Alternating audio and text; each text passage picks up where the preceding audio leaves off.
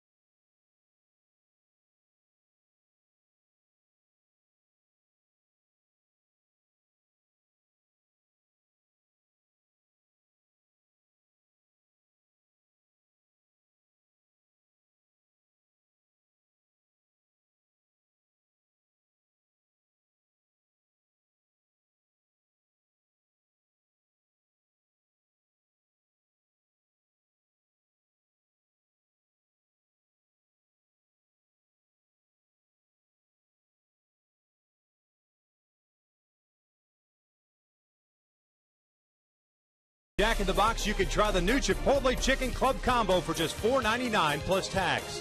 By Hyundai, new Hyundai owners are talking about their cars in the booth. And by 76 Gas, we're on the driver's side. Here at the Big A, you see the Angels having taken the field. Dan Herron getting ready to throw his warm-up toss to the Halos, looking for a series sweep of the Baltimore Orioles. Last night with a victory, they picked up their first series win of the season, so trying to keep the momentum going as we'll take a look at Buck Showalter's starting lineup for this afternoon. Andy Chavez will lead things off once again. He is in left field. J.J. Hardy is the shortstop. Nick Markakis in right field. Adam Jones is the cleanup hitter in center. Chris Davis moves up. He'll bat fifth and play first base. Mark Reynolds will serve as the DH today. Wilson Benamy gets to start at third base. Ronnie Paulino gets to start behind the plate, so Matt Wieters getting the day off. And Robert Andino batting ninth and playing second base. Taking on the 31-year-old Southern California native by the name of Dan Herron. Dan Herron trying to build off his last game effort. Put a lot more strikes. Really good as far as getting ahead of the count. That's been his issue the first few starts. Fastball command early in the count. Split finger fastball has been devastating. They cut fastball back, curveball, and slider. 5-3 in his career versus the O's. Let's take a look at the defense that will be playing behind Dan Herron in this one. Vernon Wells in left, Peter Borges in center, Torrey Hunter's in right field. In the infield, it's Alberto Callasco and Eric Ibar on the left side. Howie Kendrick and Mark Trumbo getting his first start at first base. On the right side, and Bobby Wilson gives Chris Iannetta the day off. And you mentioned Mark Trumbo getting that start at first base, been DH, been a third baseman, been a left fielder, very comfortable in this first base position. Played a solid first base last year. Very good as far as the 3-6-3 double play turning it. The Angels with the first two wins of this series, 6-9 now on the year, 4-5 here at the Big A. Have an off day tomorrow. It's a travel day, heading to St. Petersburg, Florida, to take on the Tampa Bay Rays beginning Tuesday night. That's a 3-game series. Then on to Cleveland for 3 games over next weekend. Chavez steps in. Herron's first offering is a fastball for a strike. Andy Chavez got the start last night in left field. Went 0 for 4. Hitting 125, has a double, 1 RBI. Callasco playing in at third base. This one bounced right back to the mound. Herron's got it. 1 out. Nice little wake-up call for Dan Herron. Ground ball up the middle gets you right into the flow of the game. Well, talk about starting pitchers feeding off of other starting pitchers. Jared Weaver last night, a complete game win, 6-3. The Angels taking that one, his first complete game, 9th of his career. Victor, to be honest with you, when you're on a good staff, that's what you want. That little competitive juices going as far as the pitcher. You see Jared Weaver throwing a complete game. Well, Dan Herron's mindset has to be, well, I'm going to throw a shutout. Then, of course, after that, Urban Santana, well, I'm going to throw a no-hitter. It's good competitive nature you got. But teams that have a so-so staff, they kind of look for the other guy not to do as well just to be able to stay on that rotation. Herron delivers a strike, and it's 1 ball, 1 strike on J.J. Hardy, the shortstop. He went 0 for 4 in last night's game. Foul back to the screen. And Herron ahead of the count at 1-2. 4th start of the year for Dan Herron. 0-1 record, 4.76 ERA. 17 innings, 25 hits, 14 strikeouts, and 2 walks. This one pulled to the left side. Diving stop. Knocked down by Callasco. Gets up, fires the first. They got him. That ball popping out of the glove of Alberto Callasco, but sticking with it. 2 outs. Well, a good job as far as extending as far as he can to knock that baseball down and reacting well. The baseball stayed close enough to him that he was able to make the strong throw. Now, Callasco has one of the stronger throwing arms for that position. Gets up with the bare hand, strong throw across, and gets Hardy, who runs pretty well down the line.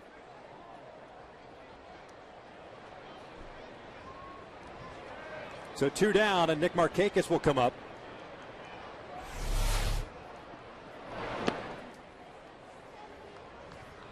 Nick Markakis had a 1 for 4 game last night, hitting .228, a couple of home runs and 5 runs batted in.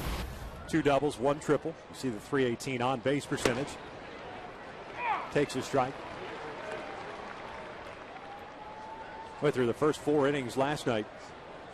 Terrific pitching matchup between Jake Arrieta and Jared Weaver. Weaver giving up 2 runs in the top of the 5th, and as we just talked about, the 5-run 5th inning for the Angels, sending 11 men to the plate and knocking Arrieta out of the game. He took the loss, his first of the year, while Weaver picks up the win. He's now 3-0. 2-1 pitch. Markakis hits a 1-hopper over to Eric Ibar. A little bit of a bobble. And it's a 1-2-3 inning for Dan Herron. Eric Ibar, Howie Kendrick, and Albert Pujols coming up at the bottom of the first with no score.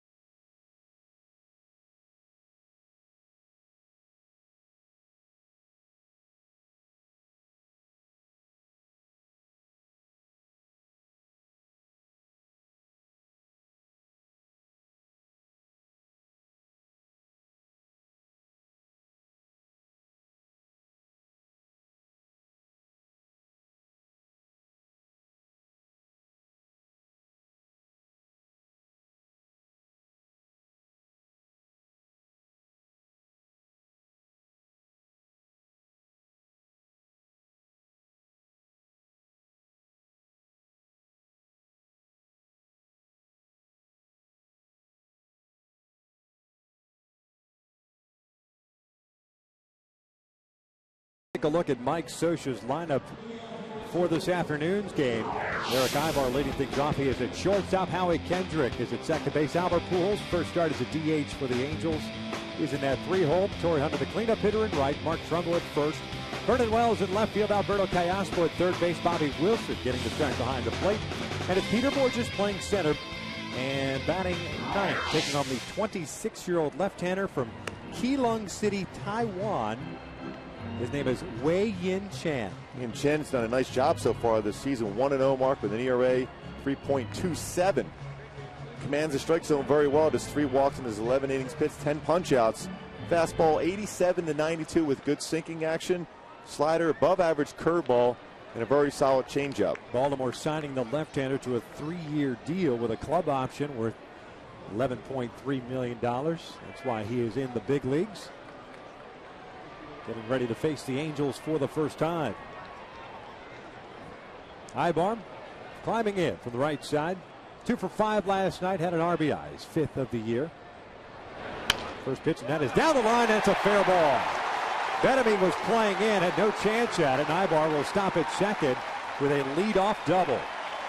Boy, the threat of a bunt down that line, and Ibar's one of the best in Major League Baseball as far as the drag bunt and the push bunt. Brings the corner infielders in, and that's the success you can have when you bring them in and hit it by them. Came in with a fastball inner half, turns on it right down that third base line by Bettamy. Good start here, leadoff double. Gives Mike Scioscia some options, especially with Howie Kendrick, who could handle the bat so well. Howie had the night off last night. This after the 3-hit performance Friday night. As a matter of fact, the Angels have combined for 31 hits over the last 3 games. 2 wins and 1 loss as Kendrick takes a strike on the outside corner. Howie in that game Friday night had 2 doubles, a single, 3 runs batted in. 286 average, 1 home run, 6 runs batted in. He's got 5 doubles, 1 triple. Bettamy guarding the line, playing in at third base. Chris Davis off the line. And just behind the bag at first. This one's punched foul off the screen. That one, I think, woke up DeMarlo Hale, the third base coach for the Orioles, who went down the steps and he's not climbing back up. Yeah, he's not getting back up yet. He's good. he was thirsty. He wanted to get something to drink. Yeah, he said no problem. Now he's back up. No balls and 2 strikes. Albert Pujols on deck. Hardy trying to keep Ibar close to the bag. Will bouncer right back to the left-hander. Looks Ibar back. 1 out. Really nice piece of pitching by Chen. It kept inside. It's very difficult for a hitter to hit the ball to the right side of the infield. Howie tried. The ball was in on his hands and hit it right back to Chen for a big out. Didn't advance Eric Ibar to third base. Here's Albert Pujols getting to start at DH today.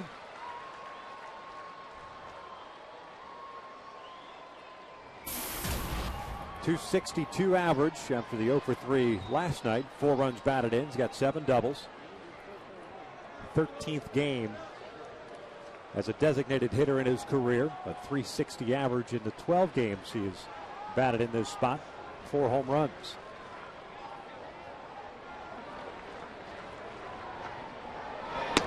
Fastball down and away. 1 ball, no strikes.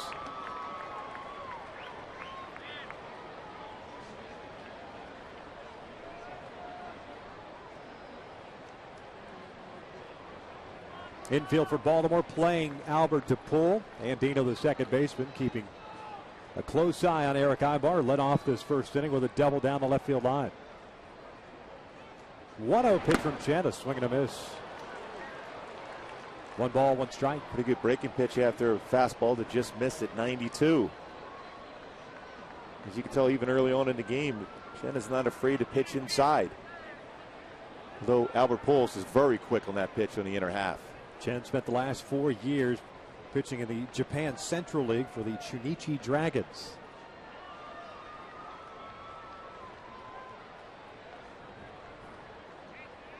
Pretty good lead for Ibar at second base. This one's fouled straight back. 92-mile-per-hour fastball, and it's 1 ball, 2 strikes on Albert Pujols. Boy, when you're on the hill and you have a swing like that against you, especially with a guy with a track record of Albert Pujols, there's a there's a pretty good chance this is going to be something off speed, whether it's a curveball in the dirt or a changeup away. We pointed out on the pregame show, talking with Albert on the stage at Fan Fest, asking him about DHing. I don't like that very much. He likes to be playing first base.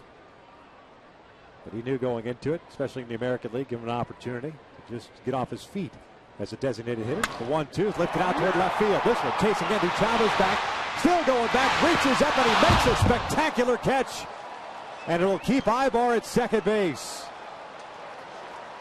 What a play by Andy Chavez, who almost got turned around, robbing Pujols of extra bases and of an RBI. Like just off the end of the bat, it was a change of speed for him, but Albert still with a good swing at it. Well, you can see that balance, went down and got that pitch. Chavez is the guy that has tremendous coverage in that outfield position. Reaches up and made a great catch.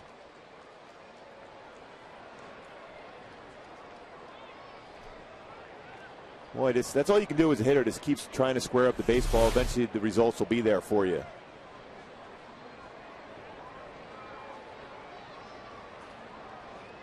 So Torrey Hunter is up. Ibar still at second base. First pitch outside, 1 ball, no strikes.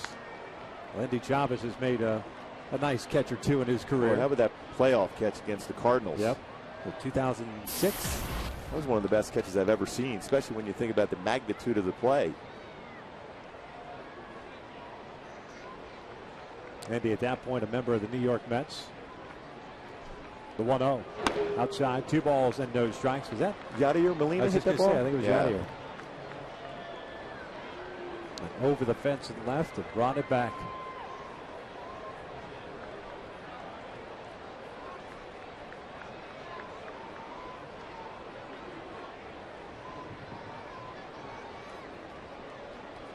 Benamy deep at third. 2 balls and no strikes on Torrey. Outside. 3-0. Torrey had a 1-for-4 game last night, including his 6th run batted in. Torrey gets a fastball that he can see well. He's definitely going to be getting the green light and try to hit this ball hard.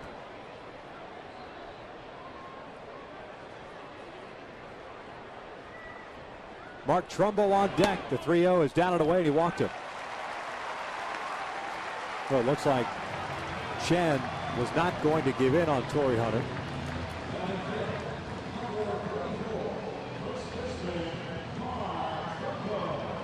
Well, the scouting report on Torrey Hunter still is if you've got a good fastball, you want to live down and away around knee level. Still very quick fastballs in. And Chen's shown he could throw the fastball in, so he's reluctant to do that against Torrey Hunter. Here's Mark Trumbo. 1-for-3 game last night with an RBI, hitting .385 on the year with a couple of home runs. Takes a strike.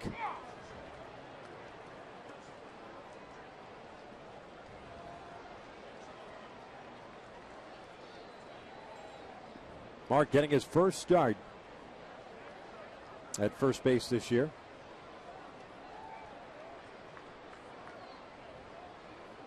Ibar at second, Hunter at first. Just in the first inning with no score. Trumbo foul tips that one, and it is 0-2. That is the adjustment that Mark Trumbo has made so far this year. When he's behind in the count, he shortens up the swing and tries to hit the ball the other way. Markakis with a very good throwing arm out in right field. Not a bad arm in center for Adam Jones.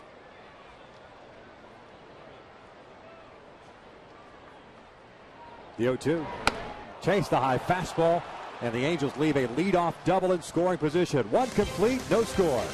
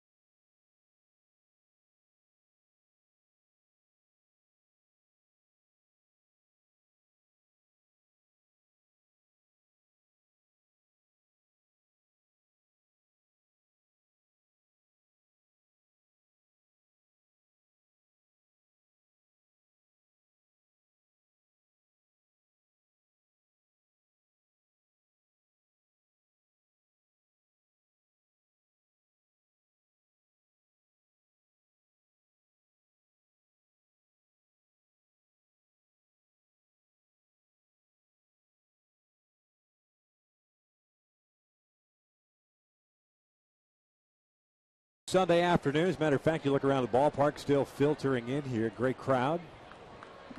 No score as we start the top of the second inning. Dan Herron had a 1-2-3 frame. The Angels had a leadoff double from Eric Ibar and left him stranded along with Torrey Hunter over at first base. Adam Jones, the batter, leading things off against Herron. The first pitch is a strike. Jones had a 2-for-4 game last night, including his first triple of the season. Off to a good start. .311 average. 5 home runs and 8 runs batted in. 1 ball, 1 strike. Threw him a split finger fastball after a fastball inside. It's been the pitch for him. That in the command of his cut fastball. That's why you see the high number of hits against Herron so far this year.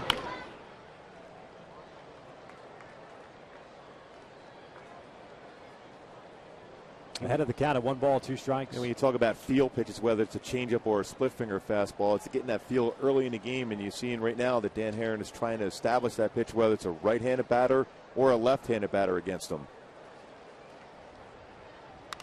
This one fouled off to the right.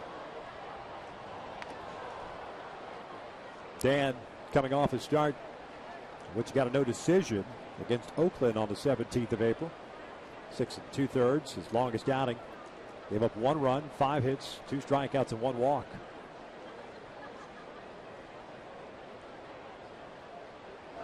This one lined over the head of Eric Ibar and into left field. It's a leadoff single for Adam Jones.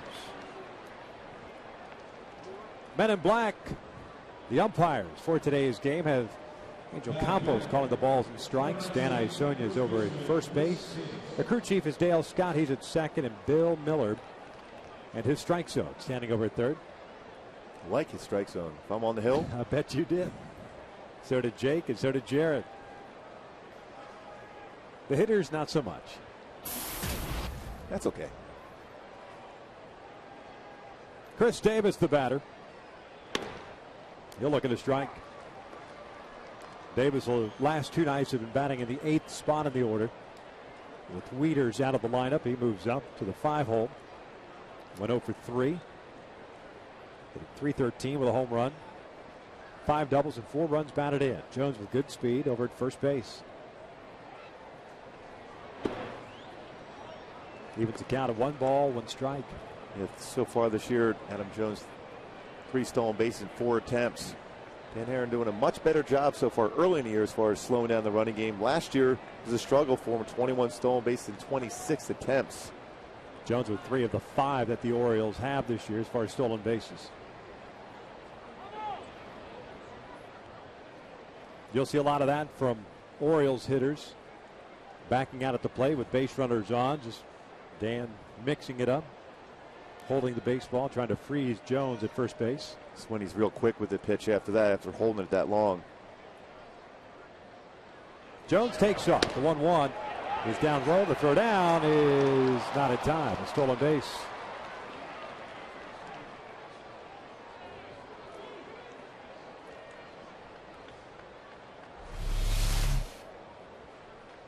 Pretty good jump from Jones. He runs into Eric Ibar. If he keeps that tag on, he might be able to get him as he slid and banged into Ibar and went off the base. Problem is that the throw just kept sailing a little bit towards second base. Pickoff attempt, and Jones has to dive back in there. No tag from Ibar. 2 balls and a strike on Chris Davis.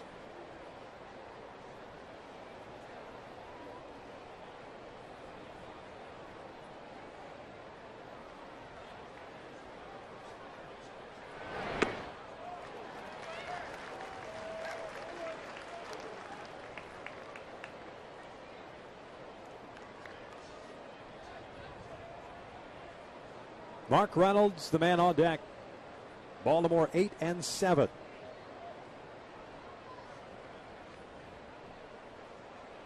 Gained back in the American League East as that pitch just missed in off the plate. That's a full count.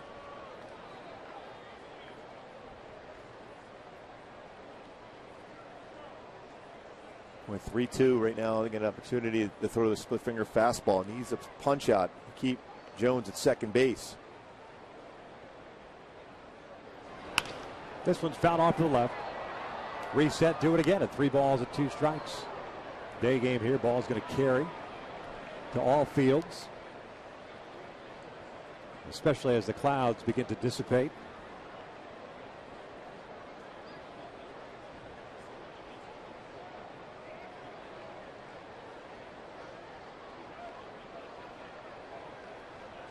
Another 3-2. Breaking pitch rolled foul. This is what you see from a typical Dan Herron start. A lot of foul balls, especially from left-handed batters, pulling it with a split finger pitch. Or throw the cut fastball inside. Very difficult for a left-handed batter to keep fair.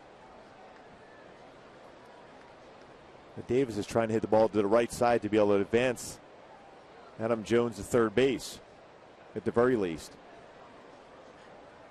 The 3-2 again. Davis fouls it off again.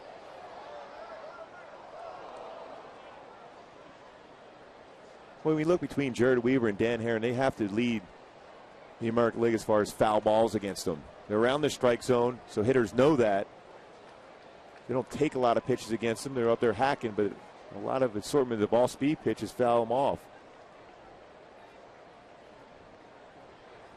This will be the 10th pitch of the at-bat against Chris Davis. And he got him on the 10th pitch. 1 out. Let's take a look at our Hyundai key to the game for today. Well, midnight oil for you today, Victor. Progress. Progress as far as hitting with men in scoring position. Much better starting pitching. The fielding has been there. Of course, the bullpen trying to clean it up right now. Been solid the last few times.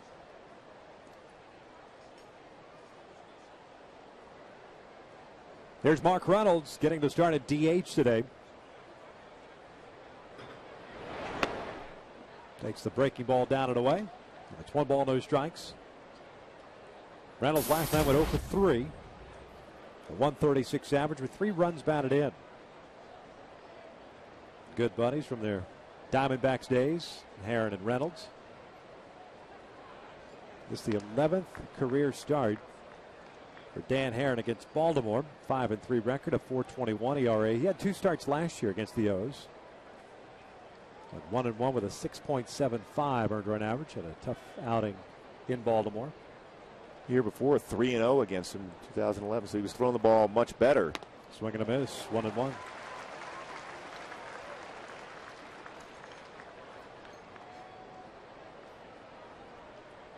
That's the thing about Dan Herron. He doesn't give in either. Just like Jerry Weaver and even C.J. Wilson, Irvin Santana, they have such good stuff. They don't give in and necessarily just throw the fastball right down the middle of the plate.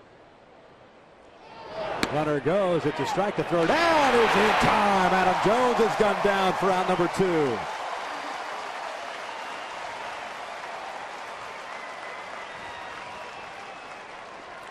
A good transfer, catch and throw by Bobby Wilson. Also got a pretty good pitch to throw. Quick throw down to Callaspo and gets Jones at third base.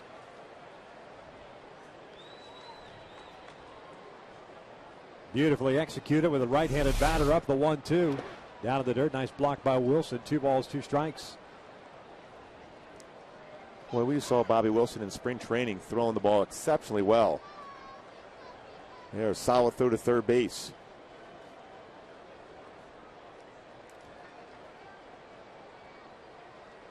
The 2-2. Swing and a miss. Down goes Reynolds. No damage done. We head to the bottom of the second. Scoreless.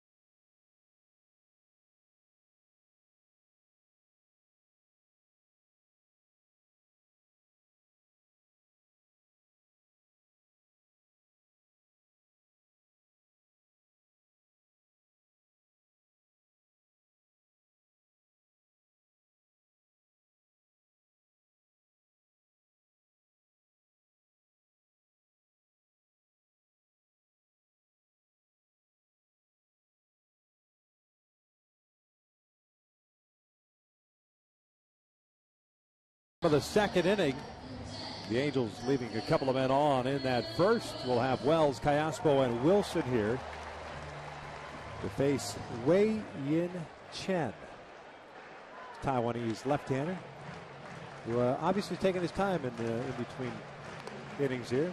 A lot of Taiwanese fans, even though he pitched in Japan for 4 years. Tell you what, he's had one. We talk a lot about that sneaky fastball, smooth delivery. 91-92. Went upstairs against Trumbo. Had a swing and miss the end of the first inning. Chen in his 4 seasons in Japan, a 36-30 record, a 2.48 earned run average, and a whip of 1.05. Whip being walks and hits divided by innings pitched. Closer to 1, the better. So 2's not real good? 2's not so good. I like to live on the edge. Upstairs, 2 balls and no strikes. Do you have any idea what your career was? I mean, because when you pitched, I mean, those stats, they were there. They were accessible. I gave up my share of hits because being a sinker ball pitcher, you got a lot of ground balls through the hole, especially when we had AstroTurf in Kansas City. I finally figured out the strike zone, so I didn't walk as many guys. So it was more base hits allowed. Vernon fouls it back just below us. A 2-ball, 1-strike count. I gotta look it up. I never. You don't have to. Just you know. I'm guessing around like 1-3 to 1-4 range. That's not overly bad. As you said, for a guy who gave up some hits. 3 balls and 1 strike. It's this cool thing called the internet where you could just look things up. Is that what that is? 3-1 to Wells with Cayaspo on deck. Vernon fouls it back. 1.361. Wow, you were that quick on that too. Yeah. I like the double play ball. That was my best friend. Double play ball? Yep. Do you know how many starts you made in your career? 330. This one bounced down the line, foul. 329. Nice shot. I like how you take your time in answering as if you don't know the answer. Oh, believe me, I didn't know my last few. I didn't want to know.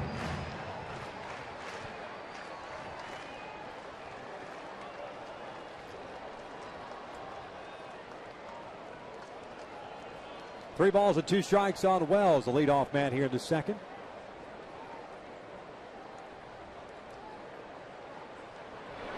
This one skied foul into the seats on the first base side, pardon me, third base side.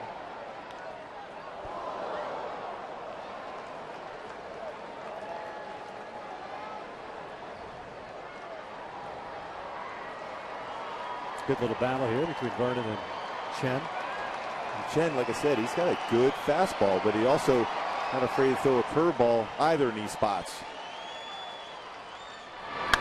Wells fouls it off to the right. 2007 in Japan, he had Tommy John surgery. We were told early on that he lives in the 90 to 91 range, but we've seen him hump up already today. Certainly an advantage for him also that nobody has seen him before in this lineup, so the second time through will be a difficult task for him.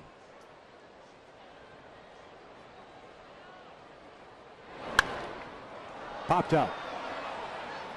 Paulino, the catcher, into foul territory. One away.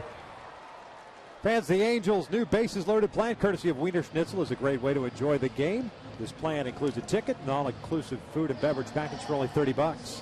For more information and to purchase your tickets, visit angels.com. So 1 out, nobody on for Alberto Cayaspo.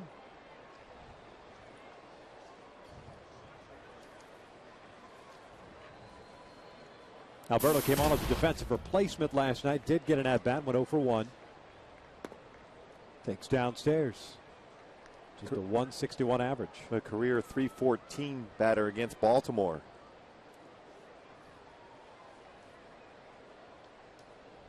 This one lined into center field and a base hit. Alberto has struggled from the left side of the plate. Just 2 for 23. But from the right now, 4 for 9. Well, you can see the difference in the swing, Victor. I mean, from the left side, kind of uppercut, a lot of fly balls to left field, but here is straight level swing through the baseball and back up the middle. And that really is his game when he is going good. He's not a power threat. He's capable of hitting a home run, but that's his game when he's going good. Line drives to all fields. When he's uppercutting, swinging, the results aren't going to be there for him. So Bobby Wilson steps in, 1 out, 1 on. Wilson's 3 for 5 to start the year. Mike Scioscia loves to put hit and runs on with Bobby Wilson, trusting him to be able to make contact.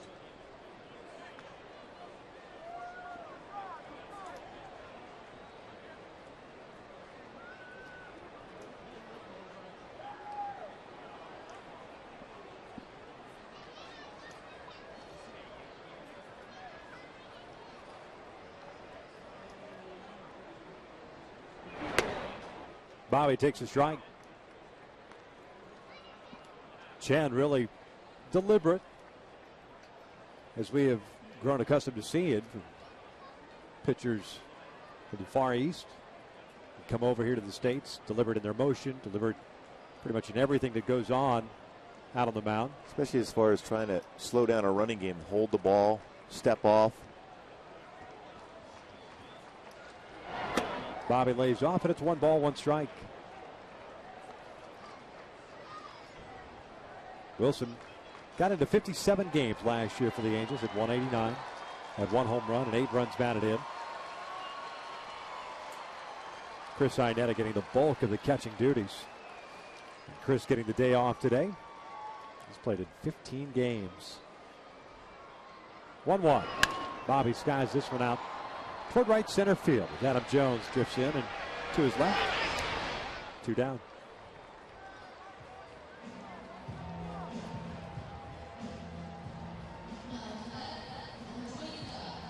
So Peter Borges will come up.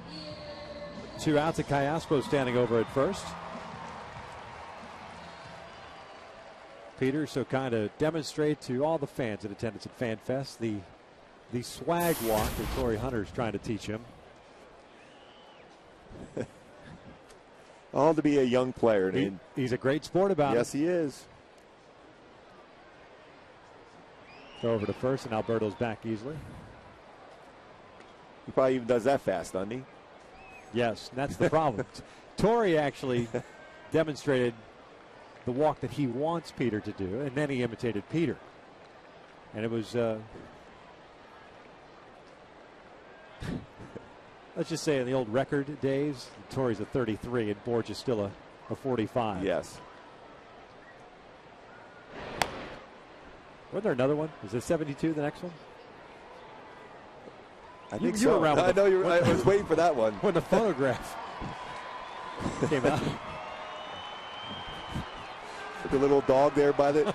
Exactly. That was, I know that one. That was RCA Victor. Yes, it was. That's the only reason I knew that.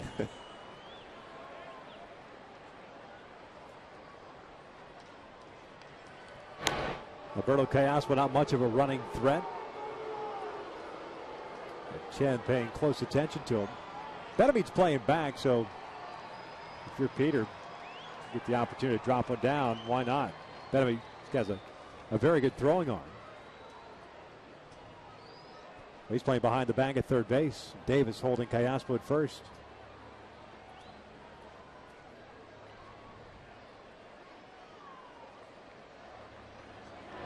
Drops a bunt on the third base side. Benamede comes charging in with the bare hand throw off balance, and they got him by a step. Not a bad idea to challenge him. The Angels leave a man on through 2, no score.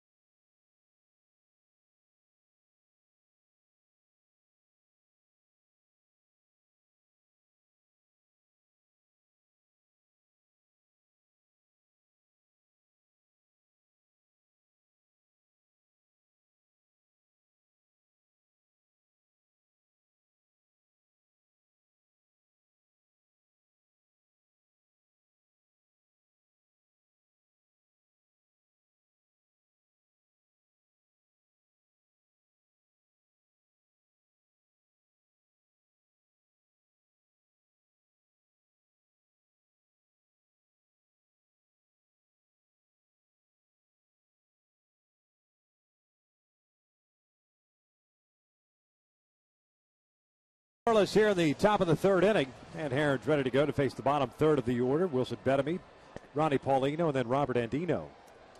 Nice play by Bettamy to throw out Peter Borges. Well, I didn't think he had a chance to throw at Borges. That was a nice bunt, too. Looks at a strike from Herron. Dan picked up his first 2 strikeouts in the second. Gave up a leadoff single to Adam Jones. Bobby Wilson, who raced him as Jones tried to steal his second base of the inning, thrown out at third base. And it's 1 ball, 1 strike on Bettamy. Hitting 171 with a home run and 5 runs batted in. Did not play last night. Did get to start at third base in Friday night's game. Swing and a miss. And it's 1-2. We're seeing some good slow curveballs in the game early for Dan Herron. Again, Jerry Weaver and Dan Herron talk a lot about pitching. Missed inside. And you can see how effective Jerry Weaver is with that slow curveball. It makes your fastball that much quicker on you as a hitter.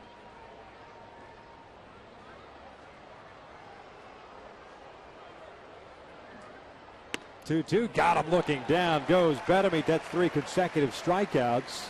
And a first out here in the third.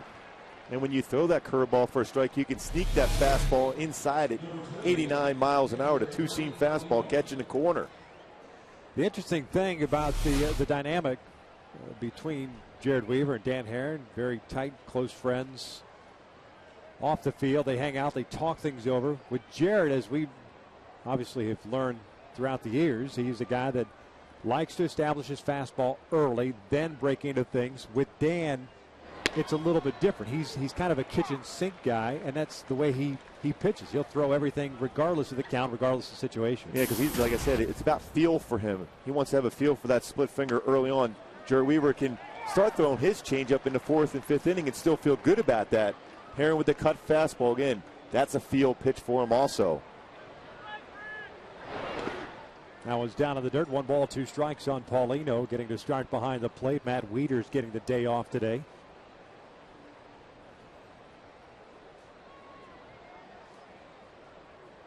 Sixth game for Paulino.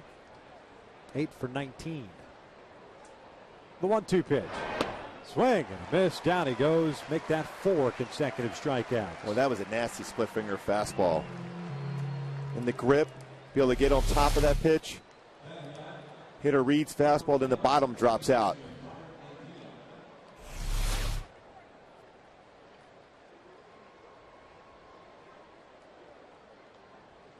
Ninth place hitter, second baseman Robert Andino.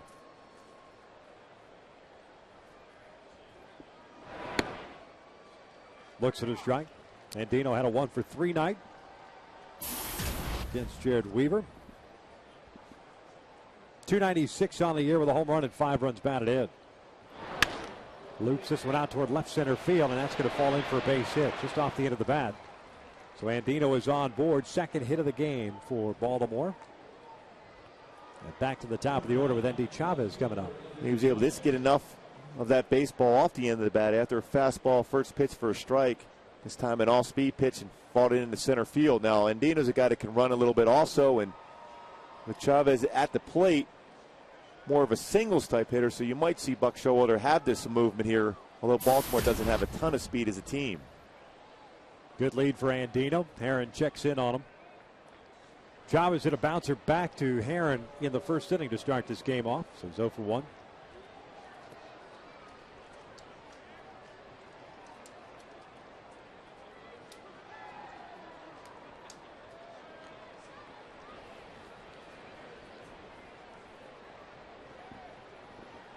A long pause and a step off.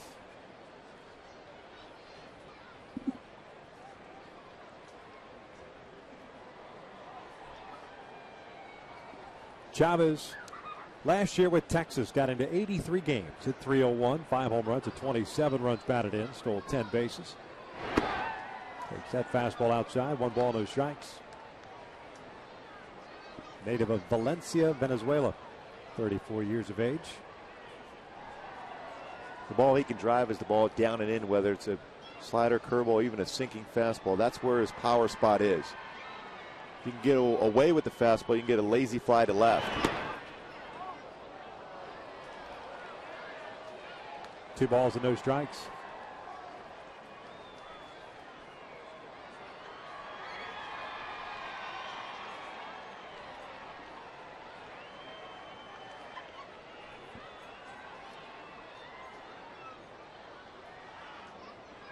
The Halos in the bottom of the 3rd inning have the top of their order coming up. Ibar, Kendrick, and Pujols. Quick throw over there, and Andino's back.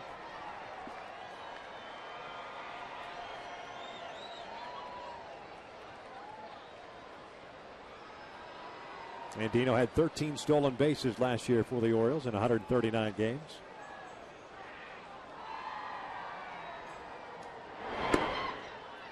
Strike on the outside corner. Chavez doesn't like the call. It's 2-1. Andy making a terrific catch in left field in the 1st inning. A Pujols drive, preventing a run from coming in.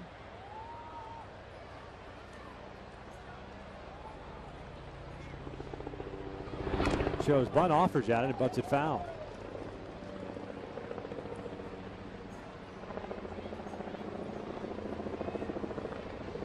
So we're evened up here. 2 balls, 2 strikes, and 2 outs. Second time through the order now for the Orioles. The Angels will be doing that in the 3rd against Wei Yin Chen.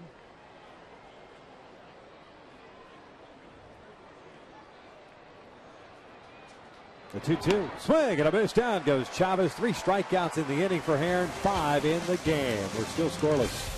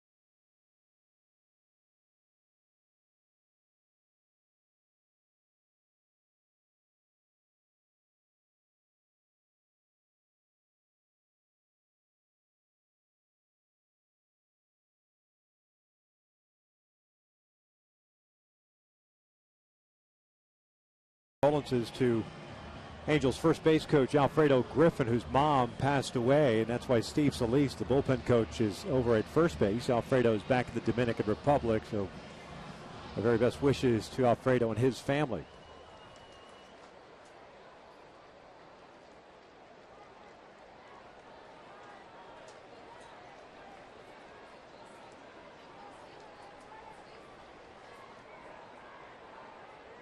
Ibar, Kendrick, and Pujols here in the 3rd. Facing Chen, who has 1 strikeout, 1 walk. Eric looks like a slow breaking pitch for a strike. Ibar 1 for 1 with a double. Snuck it between Benamed and the bag at 3rd base, but was stranded there.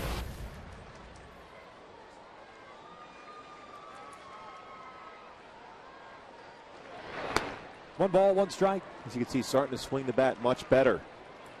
Not chasing pitches necessarily out of the strike zone. We've seen him from both the left and right side, swinging at that either curveball or slider, down and in, swinging over top of it.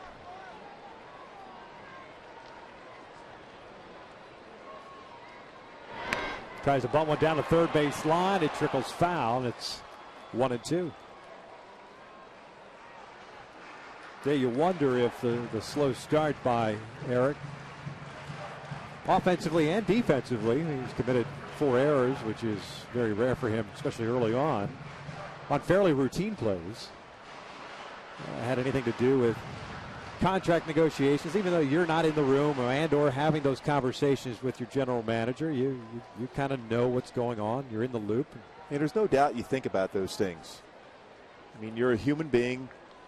When you have those negotiations going on, you want to stay with the club that brought you along. You came through the system and been successful. You won a Gold Glove last year. You want to be part of something special for a number of years. I mean, that's just pure speculation on our part.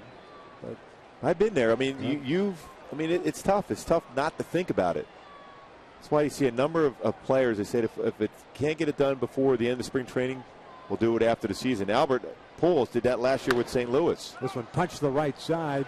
Davis has it on 2 hops, flips to Chen, and there's the first out. Take a look who's here. It's the Fox Sports West girls, Corinne and Asha, enjoying the game today. You can connect and follow them on Facebook and Twitter, so log on and check them out.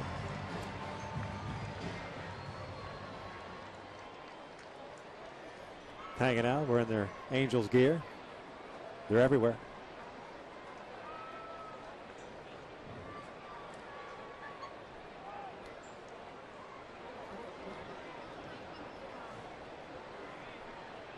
Howie Kendrick takes strike 1. Howie bounce went back to Chen in the first inning. So he's 0 for 1.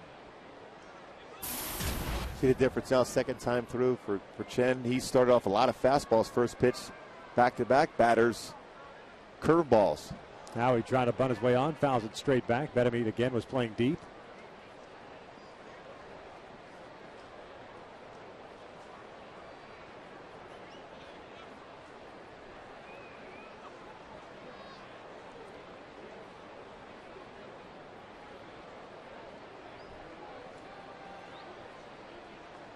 Oh, 0-2 count on Howie Kendrick. Fouls this one off his body. Well, last at bat, fastball in on Howie Kendrick. The ground ball right back to him. This time 94-mile-an-hour fastball.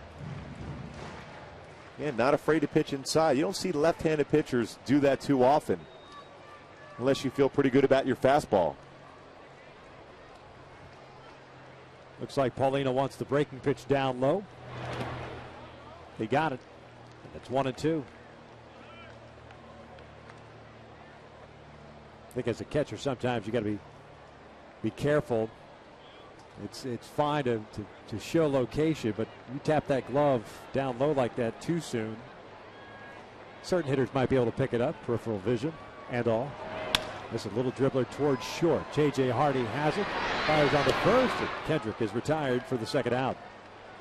Well, Jason Varitek used to do that with Boston. He would tap the ground, and you would think it'd be a breaking ball. Next thing you know, he's going upstairs with the fastball. Because veteran hitters, as their approach or swinging their bat, getting ready, they peek back whether it's location or if they can see a catcher trying to frame a spot where he wants the pitcher to hit. And if you could see that, you have a better chance. Hitters peeking? Never. Here's Albert Pujols. 2 outs, nobody on. Down low, 1 ball, no strikes. Pujols 0 for 1 at that ball that Andy Chavez made a great play on in left field.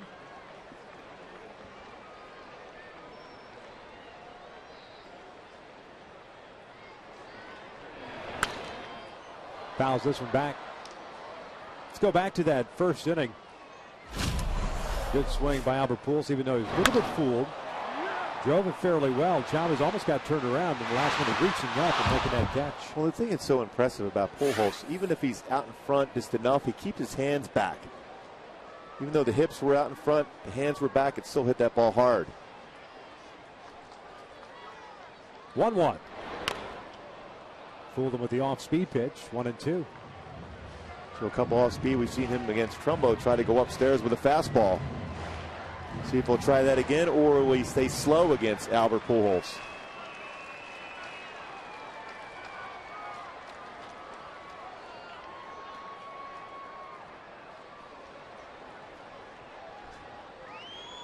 The 1-2. Swing and a miss. A 1-2-3 inning for Chad. 3 complete. We are still scoreless.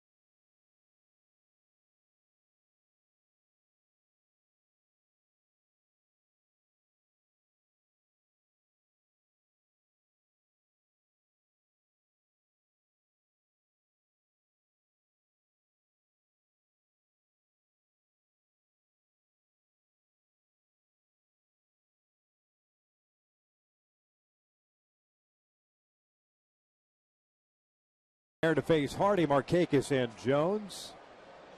5 strikeouts for Dan Herron, no walks, 2 hits allowed.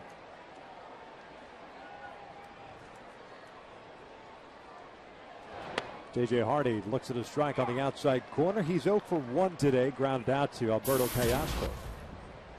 It's a nice diving stop that Callaspo made. Evens the count at 1-1. Very similar start to that of last night between Weaver and Arrieta. Both Herron and Chen throwing the ball well. This one grounded toward the hole at short. Ibar's got it. One shortstop retires another. There's out number 1.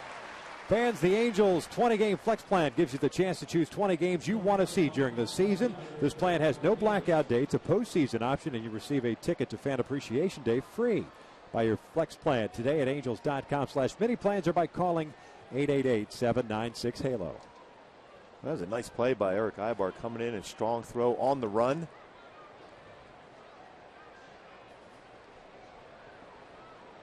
Nick Markakis, the batter, takes the breaking pitch down to the dirt.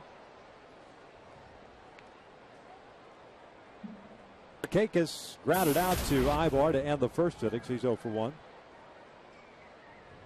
That 1-2-3 inning that Chen had in the third, his first of this game. Herron has one of those as well. That was in the first inning.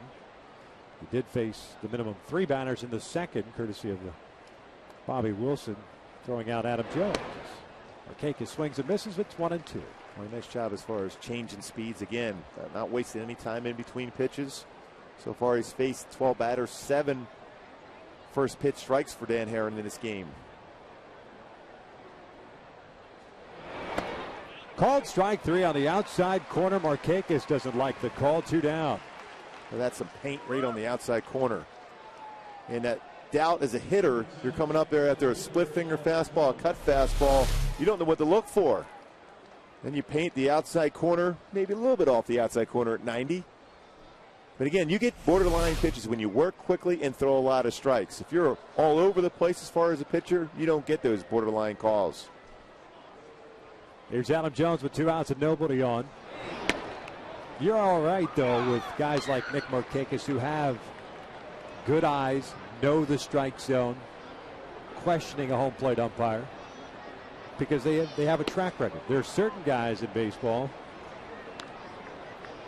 that question umpires, and you're sitting there going, seriously? Yeah, there's certain teams that question a lot of calls. This one to the left side. Callaspo on 2 hops has it. Herron returns the favor. A 1-2-3 inning. We head to the bottom of the 4th with no score.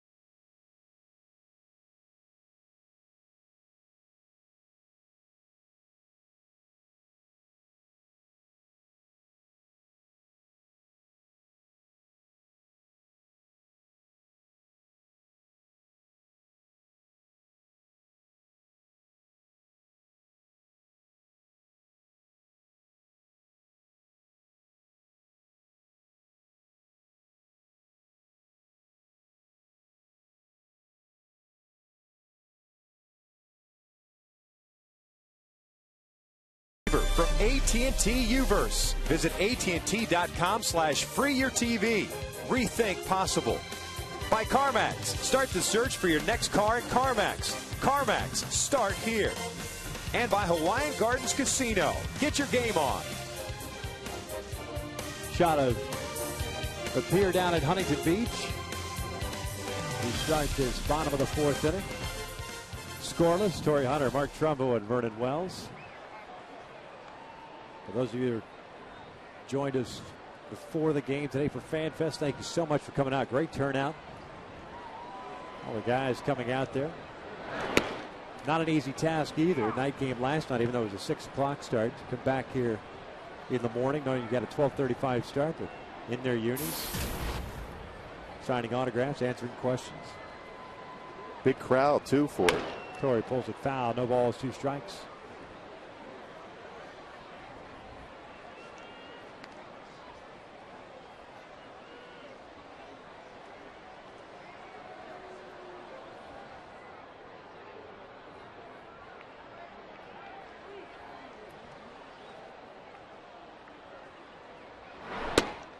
Called strike 3 on the inside corner. Hunter can't believe it. Third strikeout for Chad. Some of the video from this morning at FanFest. Kind of spread around the parking lot. See, that's what we should have done. I know. The Velcro suit. Do that, our opening there, that would have been perfect. That would have been awesome. You jumping and sticking to the wall, talking about last night's 5th inning. Yes, how impressive it was. Mark Trumbo lifts one out toward deep left field. Eddie Chavez going back, still going back at the warning track, will make the catch for the second out. Just got underneath that one. A towering shot. And Trumbo is 0 for 2. Well, you got to avoid that 387 sign in left center field. Just enough off the end of the bat, but still see that type of power that Mark Trumbo has. Well, that's still amazing how far he hit that ball, even though he's out in front. Especially the height of it. He's not one of those guys that hits the towering home runs.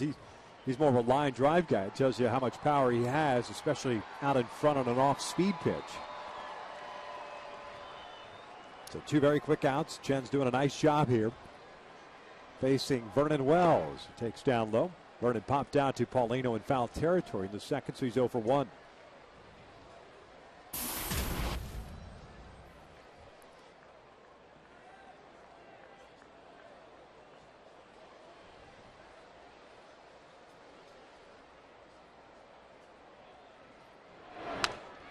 Foul back.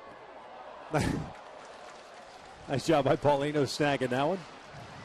I don't think I've seen that here. And thinking about throwing it back in play, too.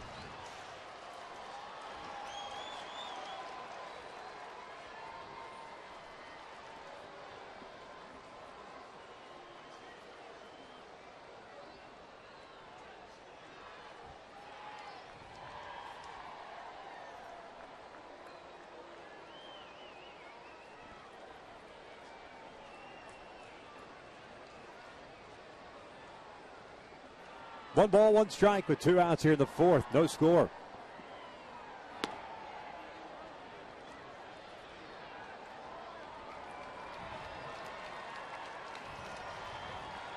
Three strikeouts and a walk for Chen. Giving up 2 hits, a double to Ibar and a single to Callaspo. 3-1 now. Well, you wonder if he's going to get a fastball here. Vernon with 35 career home runs against Baltimore pitching. Good hitters count right now. The Angels on the season a .264 team batting average. As this one's fouled back. And it's pretty much split down the middle. I mean, versus left-handed pitching, the Angels hitting .262, right-handed .264. Hit well here at the Big A so far, .273 team batting average. Mentioned the 31 combined hits over the last 3 games. Another 3-2, and this one's driven out toward the alley in left center field. Nobody's going to get this one. Jones will watch it roll all the way to the wall. Vernon on his way to second. It's a 2-out double. With the pitch before, fouled it straight back. Showed you that Vernon Wells was on Chen's assortment of pitches. This time a slider that stayed up. Compact swing through the baseball for Vernon. Left center field double. Give him now 4 on the season for Vernon Wells.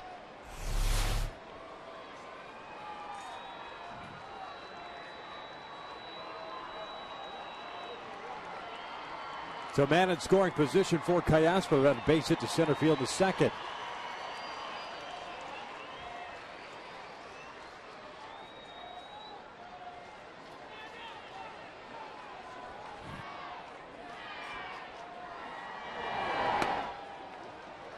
One-zero count. Paulino's going to go on and talk things over with Chen. This is again what we saw last time up for Alberto Cayaspo. This level swing.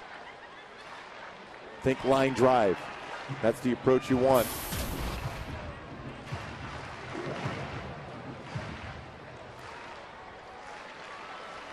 Chen thrown 55 pitches. 37 have been strikes.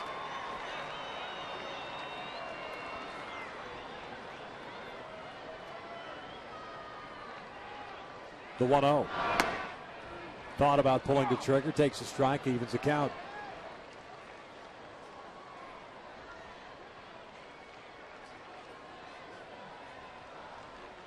No runs, 2 hits, no errors, 1 left on for the O's. No runs, 3 hits, no errors, 3 left on for the Halos. Cayaspo takes the breaking pitch inside. 2 balls, 1 strike.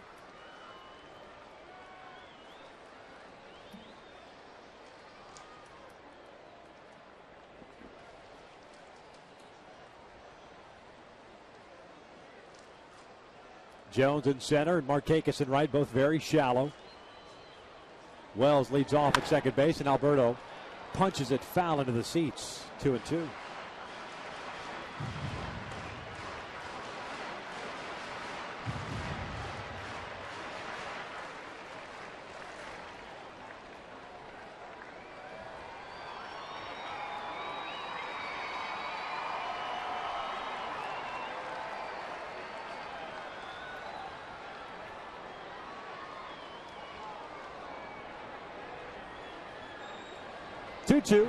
Alberto pops it up. Shallow right field. Markakis coming on. Still coming on. Can't get it. It falls in there. Wells will score. An RBI single for Alberto Cayaspo. Puts the Angels up 1-0. A little flare into the outfield. Medina going back, trying to pick up Nick Markakis as he's coming into the baseball. That's going to be a very difficult play for Markakis to come in. It's well placed by Alberto Cayaspo. Gets an RBI. That is a perfect top spin lob by Alberto Cayaspo. His second hit, his second RBI of the season. Vernon getting on with a 2-out double, scoring the first run of the ball game. Bobby Wilson, the batter, hit a fly ball to center field his first time up. Bobby swinging first pitch, lifts one in to right field. Nick Markakis is there. The inning comes to an end. The Angels do strike first. They get a run on the Cayaspo single through 4. It's 1-0 Angels.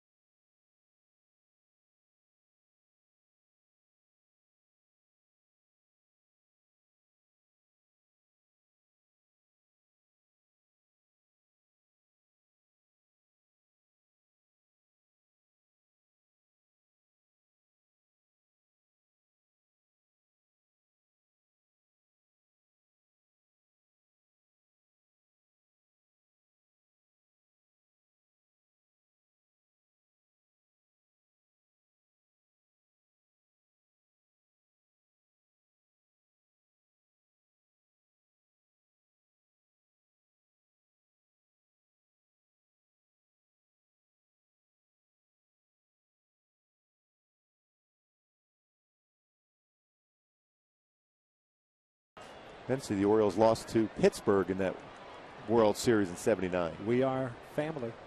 Pittsburgh Pirates. Willie Stargell, Dave Parker. Omar Moreno. Have no idea why Omar Moreno's name popped in. Davis swings and misses first pitch, and it's 0-1. Teammate of mine in '84 with the Royals came over at the end. Midway through September, hit about 400 for us. Swing and a miss. He's 0-2. Who's their little the second baseman? Stennett? Is it Stennett? I don't think Dave Cash was there. He might. Well, he went to the Phillies at some point. Outside. It's 1 ball, 2 strikes.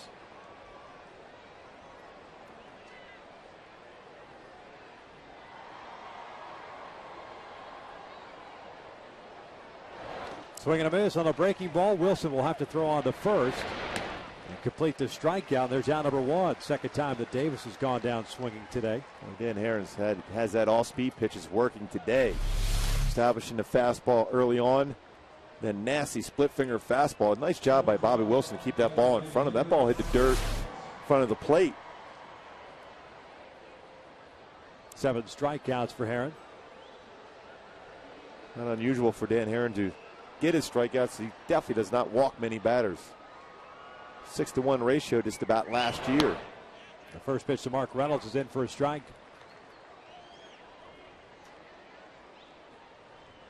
So far this year, 21 strikeouts with 2 walks. Evens the count of 1 ball, 1 strike. It was Rennie Stennett. I was thinking of Shores. I guess it must be Shores. I was thinking of Tim Foley.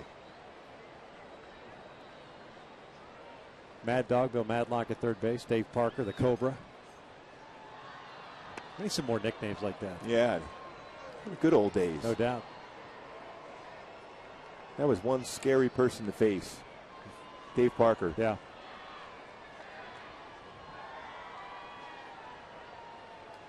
Swing and a miss. 2 balls, 2 strikes. Well, he was a coach over here with the Angels when I was a member of the Angels team. I used to always talk about how scary he was. He goes, you know what? I use that to my advantage. Reynolds takes a called strike. 3 down. He goes. 2 down. Named the ace of that staff at 79 for the Pirates. Bruce Keeson? He was on that staff. Burt Blyleven. And the Candyman was on there. That's Former agent right. John Candelaria.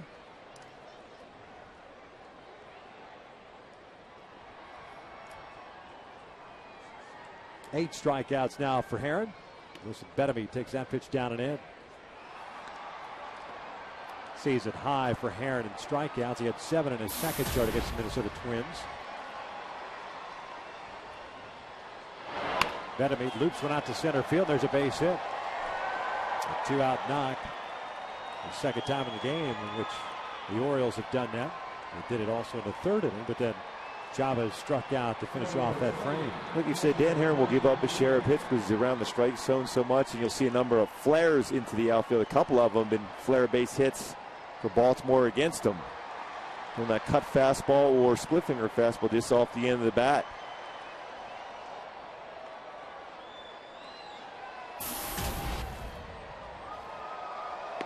Paulino looks at a strike. Ronnie Paulino struck out swinging in the 3rd inning. He's one of those guys that is a free swinger, if you will, and looking for a pitch on the inside part of the plate. He steps into the bucket or towards third base virtually on every pitch.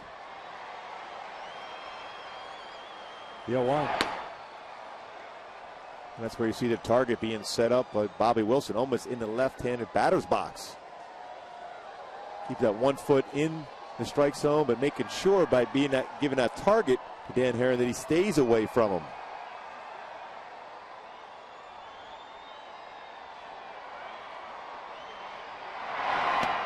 Snap throw to first base and back in safely is Bettamy.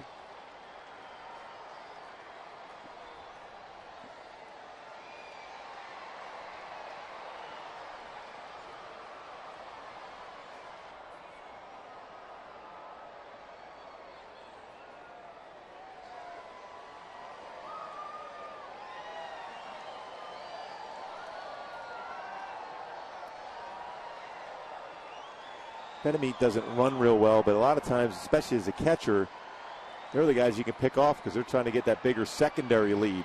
That's why you saw Bobby Wilson going over just a pitch before. 2 balls, 2 strikes on Paulino.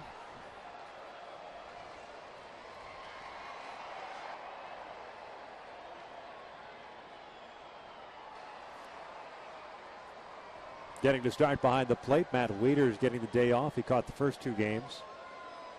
The 2-2. Just off the plate, apparently. And it's a full count. Benamite will be off at the pitch.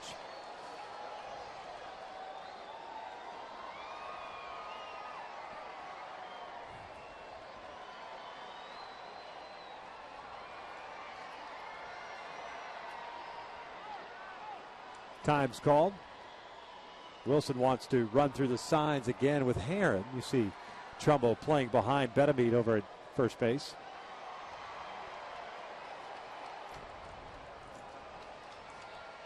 Three-two, ground ball to the left side. Callaspo with a diving stop, gets up, fires the first, got him.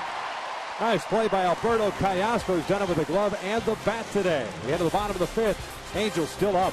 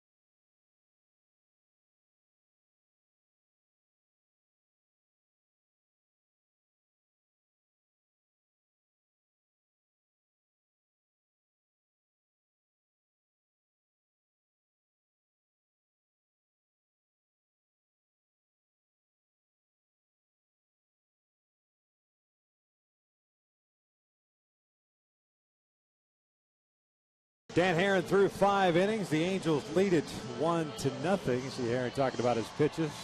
Helped out another fine defensive play by Alberto Callaspo over at third base. I mean, 3 really good plays so far at third. 6 ground ball outs, 8 punch outs for Dan Herron. Here in the bottom of the 5th inning, the Angels will have 9-1-2 coming up. Borges, Ibar, and Kendrick. Peter trying to bunt his way on the first time in the 2nd inning. Benamite did a nice job. Speaking of a nice job so far, Wei Yin Chen has done a nice job for the Orioles. The Taiwanese left-hander has struck out 3, walked 1, and allowed 4 hits. They allowed back-to-back 2-out hits in the 4th, and that's how the Angels got their run. Borges looks at a strike. It's 0-1. He's done a nice job throwing his slider for a strike, his curveball for a swing and miss pitch.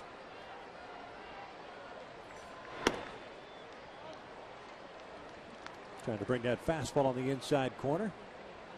Evens the count at 1 ball, 1 strike. Benamite almost near the cut of the grass at third base. Peter fouls one back.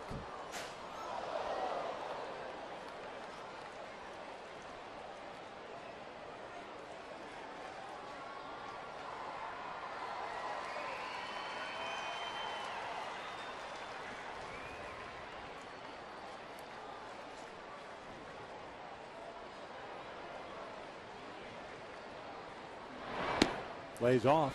2 balls, 2 strikes. It's a pitch that Borges, when he is struggling, is very susceptible to. Nice job laying off to even the count. Chen, as we pointed out, making his third start. Longest outing so far, 5 2/3. That was in his Major League debut against the Yankees. Missed inside, and it's a full count. Took a no decision against the Yankees in that game through 101 pitches. Well, the win against the White Sox. Baltimore, you got to like the fact that he's not afraid to pitch inside. Yeah. He just missed on that fastball at the knees inside. 3-2. Borges lines one to center field. There's a base hit. Leadoff man is on board for the Angels. Let's go back to our AT&T trivia question. Angels and the Pirates, 1979. Who were the starting pitchers in game number 1? Nolan Ryan and Jim Palmer. Yeah, that's a pretty good matchup.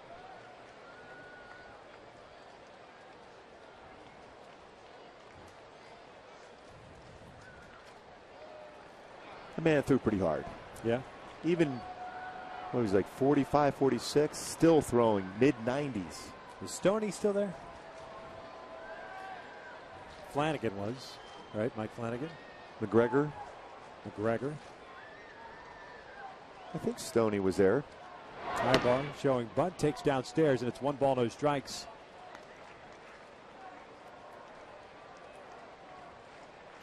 Teddy Higuera? No. Who's the lefty? The other lefty. Drawing a blank now. Ibar 1 for 2 with a double and a ground ball to first. With Mike Flanagan, McGregor with the 2 lefties. Right.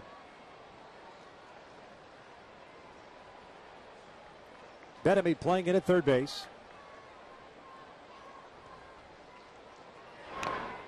That's butted foul.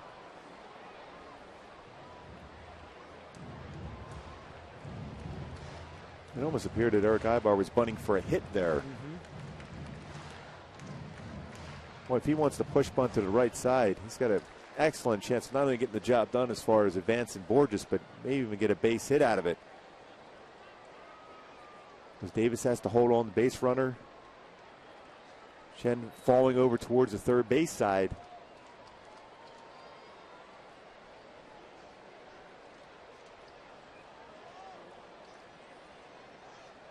One count. Ibar pops it up. Shallow left center field. Hardy's going out. Adam Jones is coming on. It's Jones making the catch.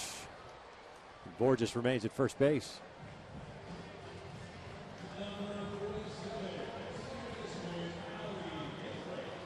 Yeah, Stoney was there. Dennis Martinez, Flanagan, Stone, McGregor, and Palmer.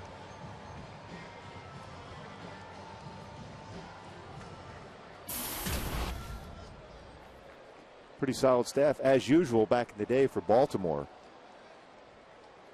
There's some pretty good arms now on this staff. It's been a while for them to have a pretty deep starting staff. Howie Kendrick at the plate. Throw over to first, and Peters back.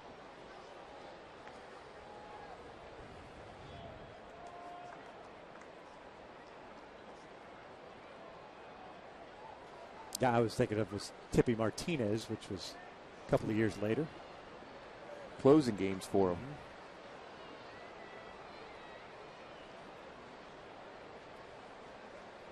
Howie today is 0 for 2 with a couple of ground outs. Looks at a strike.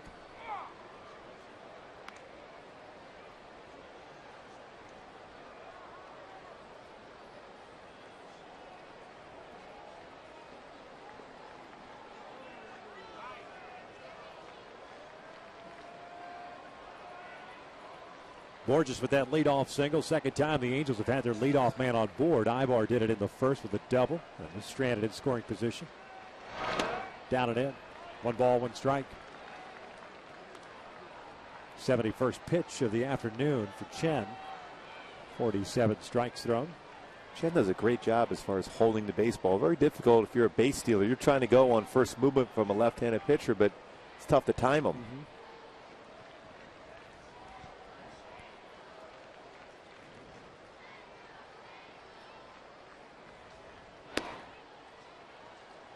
Almost tried to quicken things up and let the arm drag on that one. That's why it missed outside. 2 balls and 1 strike. A lot of times with a right-handed pitcher on the mound, 2-1 count, 1 out with Howie at the plate, Mike Scioscia's more apt to put the hit and run. It's a little different with a left-handed pitcher.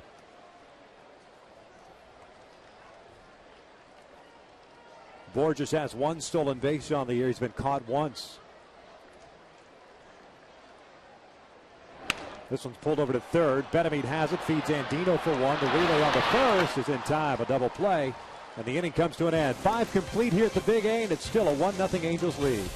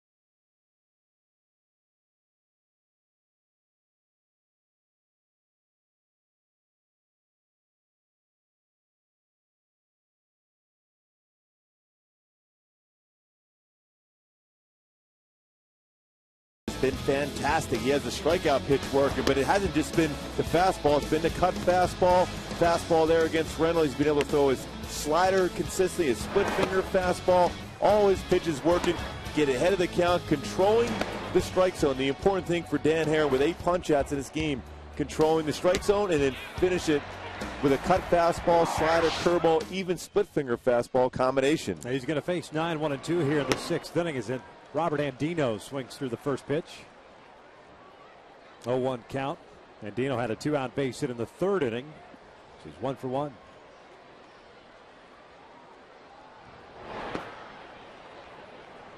'74th pitch in this game for Haren. Mentioned the 8 strikeouts and no walks, 3 hits allowed.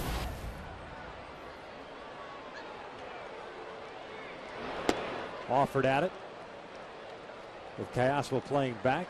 It's 1-2.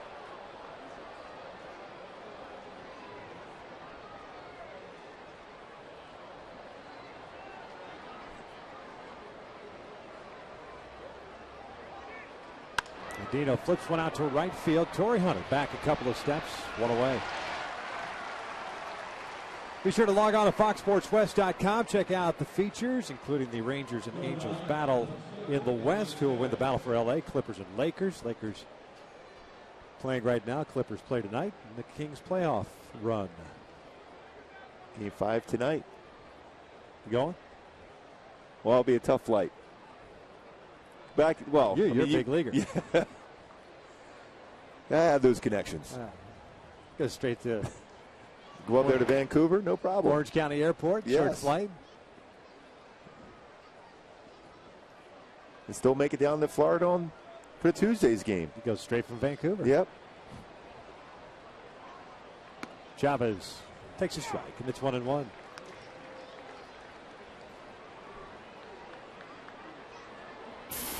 Andy's 0 for 2 with a comebacker to the mound and a strikeout. That came in the 3rd. Alberto playing in, so is Trumbo at first. This one pulled over to Trumbo. Takes it himself, 2 down.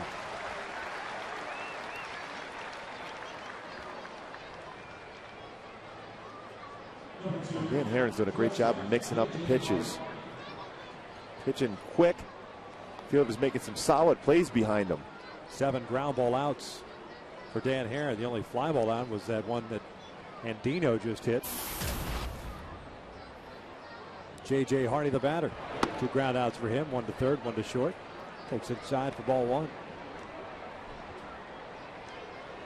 The Angels in the bottom of the sixth inning have Pujols, Hunter, and Trumbo trying to figure out Chen, the left-hander who's done a pretty masterful job so far. First time the Angels have faced him. Third major league start. Hardy drops a bunt on the third base line. That's going to be an infield base hit. And Castle's playing way back, so Hardy takes advantage of it. He deadened that baseball nicely. Boy, caught everybody by surprise with 2 outs. And down that bunt down the third base line. Castro playing back, respecting the power of J.J. Hardy. So Hardy gets his knock. Well, you think if you're going to do that, you're going to try to steal a base. Markakis at the plate with 2 outs. Takes a strike. Markakis did not like the third strike that was called on him in the fourth inning. Obviously does not like this first pitch strike. And here comes Buck Showalter. I'm sure you can't question a strike zone. Yeah, gone. I mean, there it is. It's automatic. You can't question balls and strikes. Dale Scott, the crew chief, is coming in from second base. Yeah, Buck trying to take care of and protect Nick Markakis to keep him in the ball game. Showalter's first ejection of the season. As a matter of fact, Campos, he kind of threw the hand up, warning Buck, basically, you know the rules. He's been around long enough. Sure enough, he just kept going, like you said, protecting Nick Markakis. Now, if you're Dan Herron, would you throw anything else? Yeah, I'm going about 2 or 3 baseballs off the plate. Exactly. Especially because if you're Nick Markakis, you have to protect against that outside part of the plate also.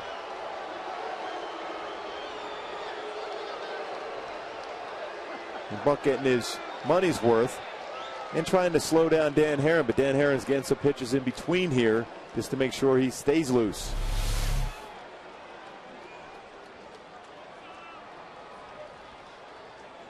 Didn't even quite get to the dirt before he was thrown out. Again, you're not allowed to question balls and strikes, especially when you come out on the field. Now you can give a look in there to an umpire from the dugout, but once you step onto the field, you're gone. So Showalter is gone. No balls and 1 strike on Nick Markakis with 2 outs and a man on. It goes back outside. It's 1-1. It's a veteran move by Dan Herron. And why wouldn't you?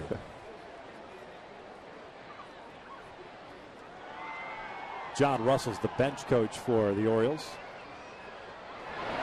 This one's fouled back to the left. It's 1-2. Managed Pittsburgh. Longtime AAA manager for the Minnesota Twins.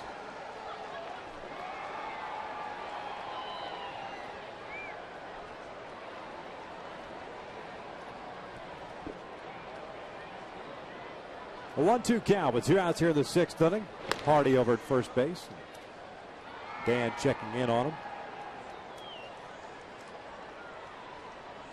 There's John.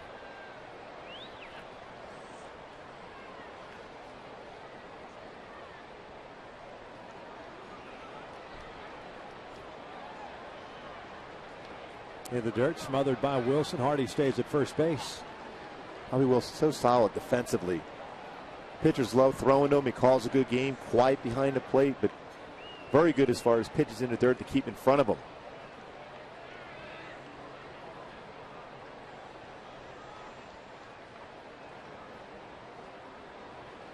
'86 pitches for Dan. 57 have been strikes, 29 balls. 2-2. Called strike 3. Down goes Markakis. This time he knew it. We're into the bottom of the 6th. The Angels still lead it.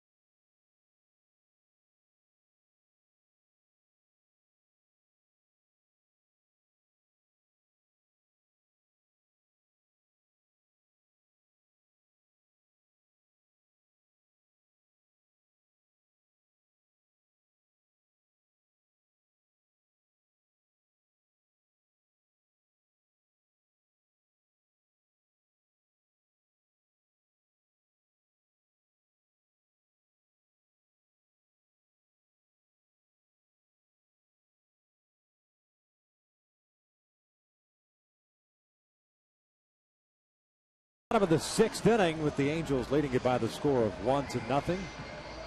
Wei Yin Chen, the Taiwanese left-hander, has 3 strikeouts, 1 walk. He has kept Pujols off balance, although Andy Chavez helped him out defensively. Pujols hit that ball off the end of the bat. A lot of big, slow curveballs to Albert Pujols. Again, pitchers sometimes try to outthink themselves, try to sneak a fastball in there, and Albert's liable to square one of those up and get it out of here, get his first home run as an Angel. First pitch is off the plate. A 1-0 count on Albert.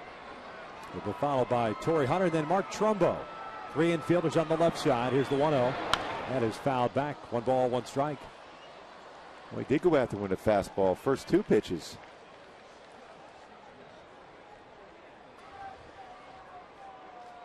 Albert 0 for his last 11. Going back to that 3-hit game he had Thursday. 1-1. Missed upstairs. 2 balls and 1 strike.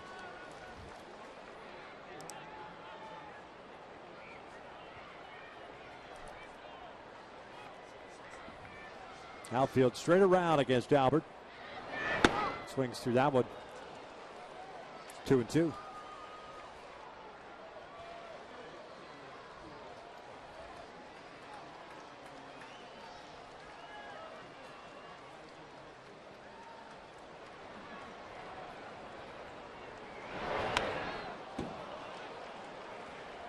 Well, he turned over that changeup at 69 miles an hour.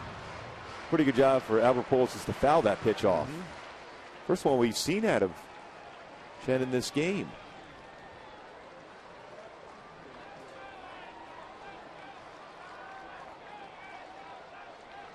Paulino set up back outside, the 2-2.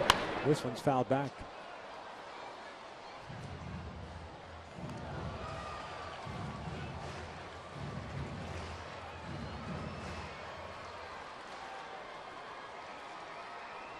A nice job as far as changing speed, differential, 94-mile-an-hour fastball and a 69, the slow pitch, changeup. Coming back inside, and Pujols goes down swinging on the high fastball, 1 away.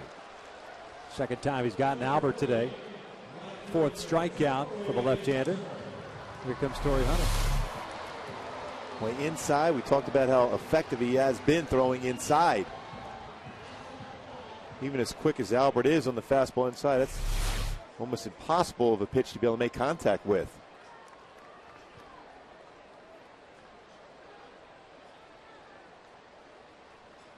Torrey swings first pitch, bounces one over to Benamin at third base. Off balance throw. It's on target. 2 down. Torrey now 0 for 2, including a walk. Remember a couple years ago when we went in to play St. Louis and Albert, the Cardinals at that point, the Angels pitchers did a real good job as far as making him think breaking ball, then try to sneak the fastball upstairs against him. I know right after that series, although the Angels pitched well against him, he just got red hot after the Angels left town. He makes adjustments better than anybody in the game, and he certainly will soon. Here's Mark Trumbo with 2 outs, nobody on. Trumbo fooled the last at-bat, still drove it out to the warning track and left. 0 for 2 today. Mark getting the start over at first base with Albert getting the start at DH.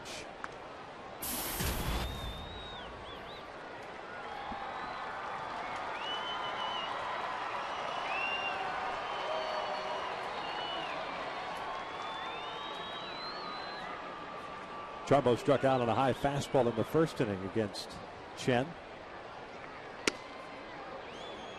1-1.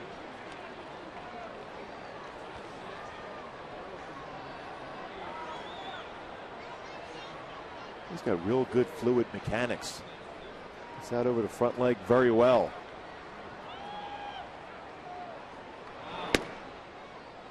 Just down a little bit. 2 balls and 1 strike.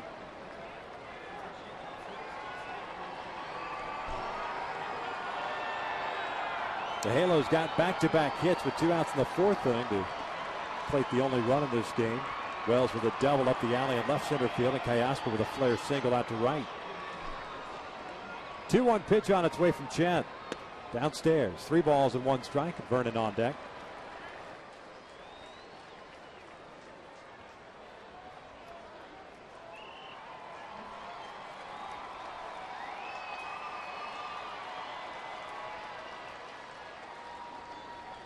The 3-1.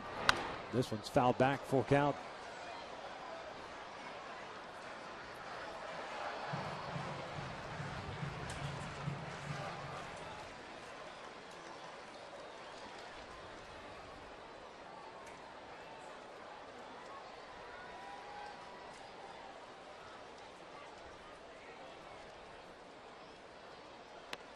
Called strike 3 on the inside corner. Trumbo can't believe the call, and it's a 1-2-3 inning for Chad. 6 in the books, 1-0 Angels.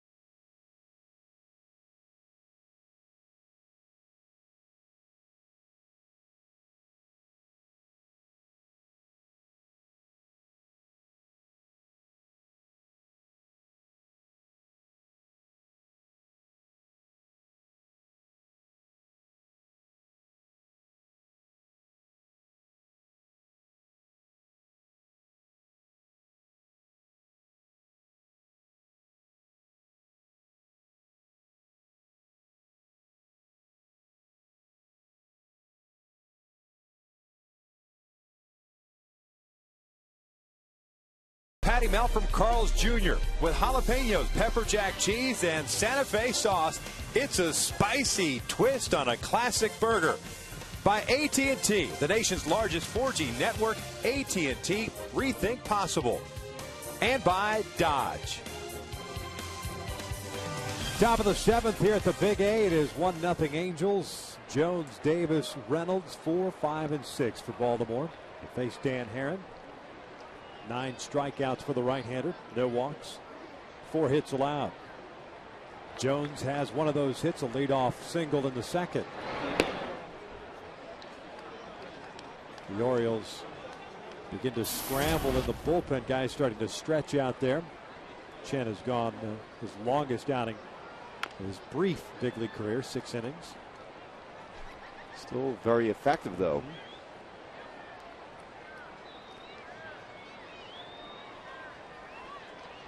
A 1-1 strike count here on Adam Jones. Dan is at 89 pitches so far.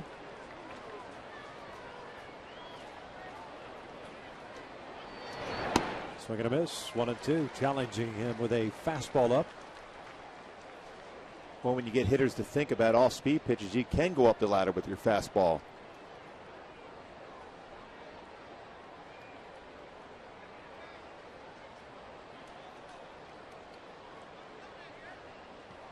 The 1-2 pitch. This one is popped up.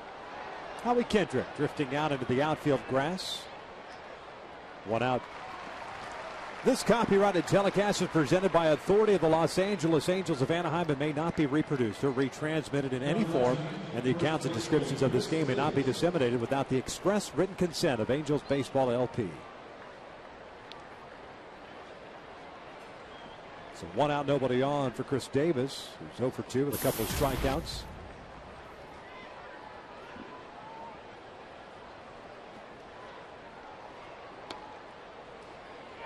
Strike on the outside corner. Well, if you're a pitcher, that part of the plate for Angel Campos behind the dish, calling balls and strikes, he's been calling that spot a lot. pulled foul. 0-2.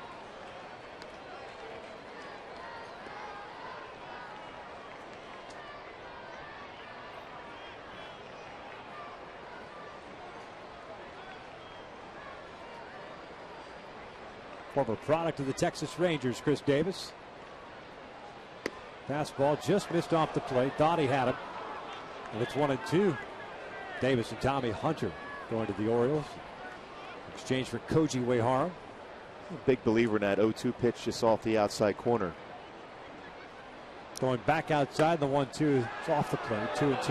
And the reason why is because most hitters are trained to think they're going to go up and in or bounce something in the dirt. A lot of times that's a wasted pitch. But if you throw something just off the plate, it makes the hitter aware of that because he's going to go back outside. He's going to come in on me. Makes it more difficult to hit. Full count. Mark Reynolds on deck. I wonder if we'll go 3-2 split finger fastball now after that fastball inside.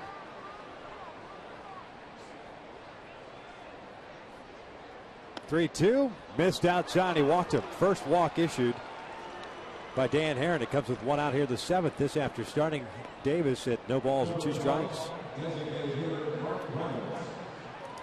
Boy, a couple borderline pitches just off the plate.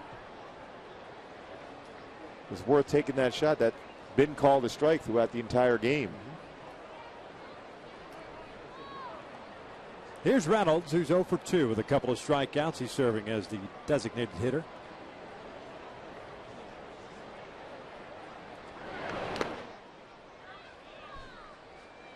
'98th pitch of the afternoon for Herron.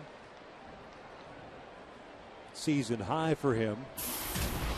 Generally, you don't worry about pitch counts with Dan Herron, but the Angels have kept a pretty close eye on Dan Herron. The end of spring training had that dead arm period. Still throwing the ball well, but they're going to try to keep him around 110, 115 pitches at the most today. That'll even the count. Dan, in his first 3 starts, he'd thrown 93, 94, and 85 pitches respectively. And now it appears as if the Angels will start to get some action going. LaTroy Hawkins appears to be the first guy up. Getting ready to play some catch. The 1-1 pitch. Swing and a miss. 1-2.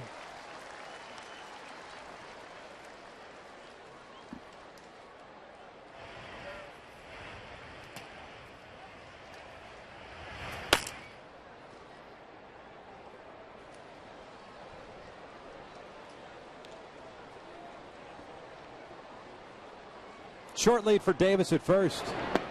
Down low. Evens the count.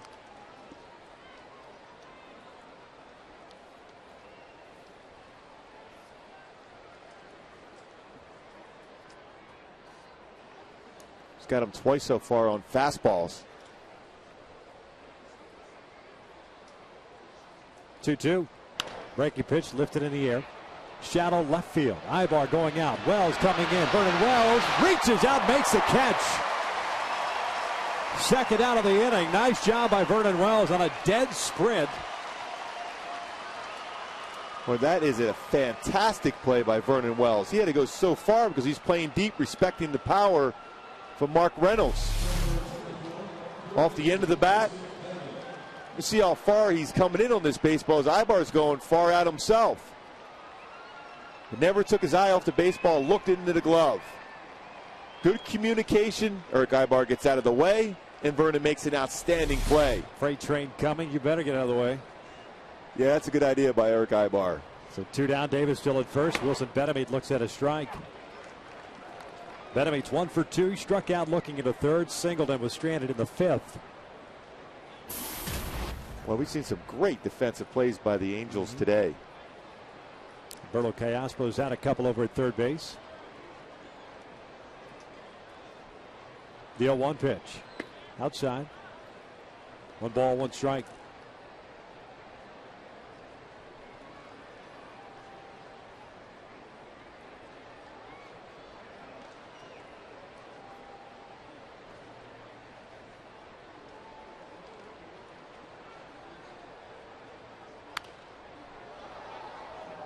Nice job on that quick pitch by Dan Herron. It throws off the base runner and, of course, the batter, too. You can see how late Betemit was on that fastball. So effective Most times you're in the stretch position to hold the ball, and then throw it.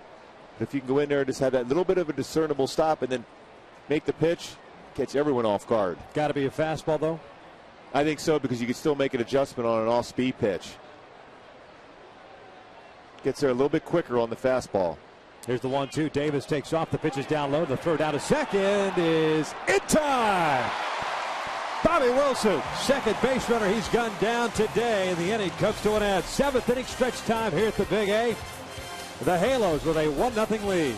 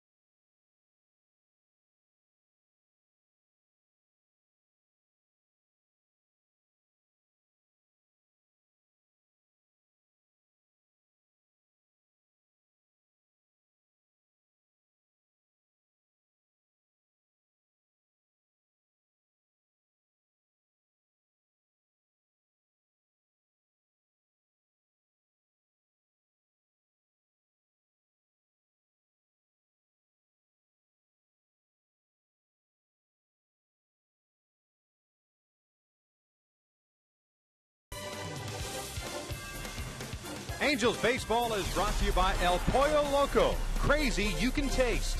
And by Southern California Toyota. Check out the full line of fuel-efficient vehicles at your Southern California Toyota dealer. Bottom of the 7th here at the Big A. The Angels with a 1-0 lead. Dan Herron through 7 innings so far has done a nice job. He's got some fine defensive play. We go back to our Hyundai key to the game. Well, progress. We've seen that in a number of categories, especially out of the starting pitching of late. Jerome Williams had a great start, followed by Jared Weaver last night. Dan Herron following up himself.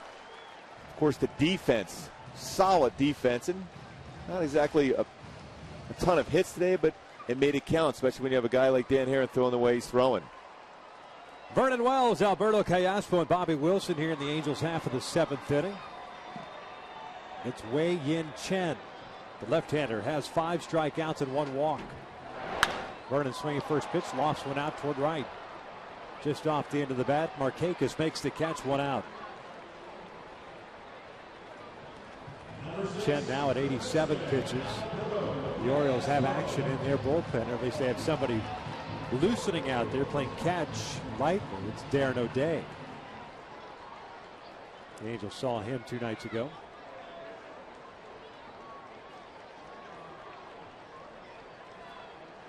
So Alberto Callaspo with his 2-hit game. Steps up with 1 out, nobody on. 2 singles, 1 RBI. 1 ball, no strikes. And even though that second hit was just a flare out to right field, perfectly placed. As you pointed out earlier, different swing for Alberto from the right side than that from the left. He really off to a very sluggish start from the left side of the plate, just an .087 average. The RBI he picked up in that 4th inning, his 2nd of the season. It's amazing, even if you're struggling, but you face a club you've had success against. Coming in this game, a .314 career hitter against Baltimore, continues to swing the bat well today.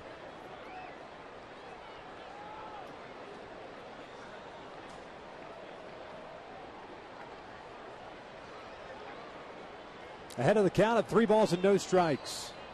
And he walked him on 4 pitches. Second walk issued by the left-hander. O'Day will begin to warm with some urgency. A lot of times, especially for a pitcher who hasn't been in this spot yet in his big league career, you see 4 pitches wide like that. That's a telltale sign. If you're in that Baltimore dugout, you think in terms of maybe I got to go to the bullpen. Especially up in the strike zone, it means your legs are getting a little bit tired. Bobby Wilson at the plate. He's 0 for 2 today. A couple of fly ball outs.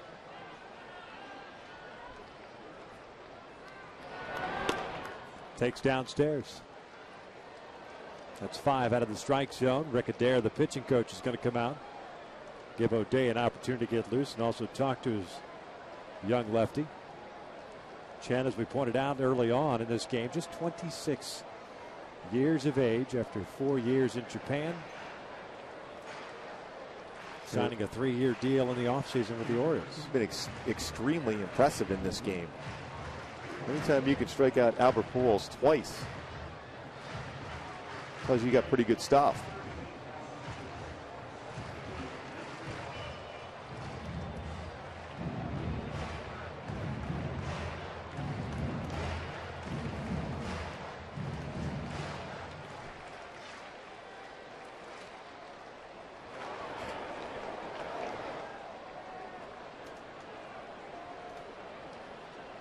One ball, no strikes on Wilson. Kayasp over at first.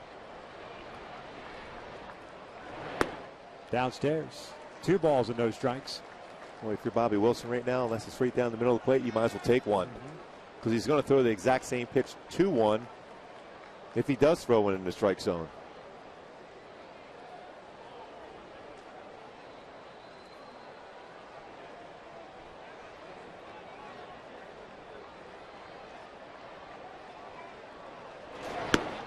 Three balls and no strikes. And Jen looks like this might be running on fumes now.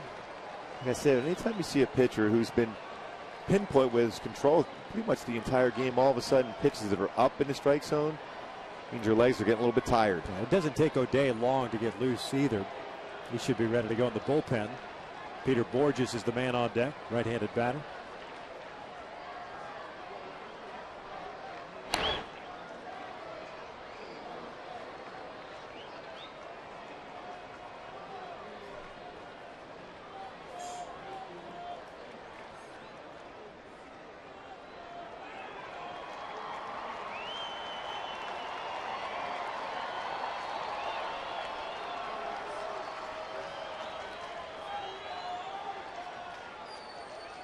The 3-0. He walked it. Back-to-back walks. I wonder if John Russell, the bench coach and acting manager since Buck Showalter was ejected, will decide to make a move here. And sure enough, here comes Russell, and that's going to be it for Chen, who I know it's the first time we've had a chance to see him. Certainly very impressed with the young left-hander. The Warriors may have had themselves a nice find, a nice addition to the rotation. He departs trailing at 1-0. The Angels with 2 men on. And pitching change here in the 7th.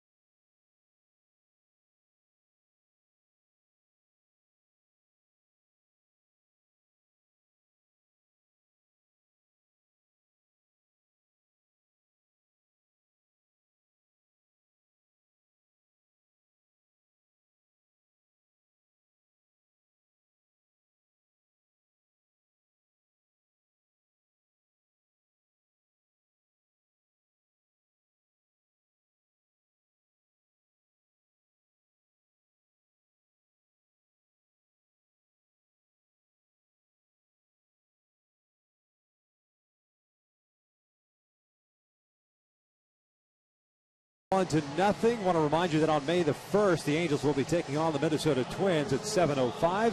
Fans in attendance will receive a Rally Monkey beanie courtesy of the San Diego Zoo Safari Park while supplies last.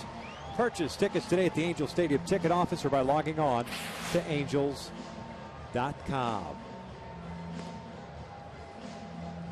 Darren O'Day, submarining right-hander, comes on in place of Wei-Yin Chen. 96 pitches this afternoon in 6 1/3. Departs after walking the last two guys. And actually, if you go back to that Wells at bat, he's the guy that led off the 7th inning. Vernon probably chased ball one. It was a fastball up and away, got it off the end of the bat and hit a fly ball to right field. Yeah, when you haven't been to that spot yet, even though you've done it before in the past, whether you're over in Japan or not, in the major league level, when you get to that 7th inning, all of a sudden it's a little different beast. Everyone has seen you a number of times. Like he started to doubt himself a little bit. Then, of course, like I said, the legs start to give out to you, and then you start elevating fastballs. O'Day, as we pointed out, pitched Friday night, went 2 innings, struck out 4 and allowed 2 hits. Borges has Callaspo at second, Wilson at first. Bettamy playing in at third base. And Peter takes the frisbee slider for a strike. Has the fastball, slider, and occasional changeup, mostly sliders. You mentioned that frisbee slider and then that two-seam fastball that rushes around 83 to 86 range. This one looped foul on the first base side, now to play, so it's quickly no balls and 2 strikes. O'Day, even from that angle of his, not afraid to come inside and throw the fastball in on right-handers. That's where he gets a number of his ground ball outs. And that's what he's looking for here against Peter Borges, but Borges now just trying to fight a ball into the outfield.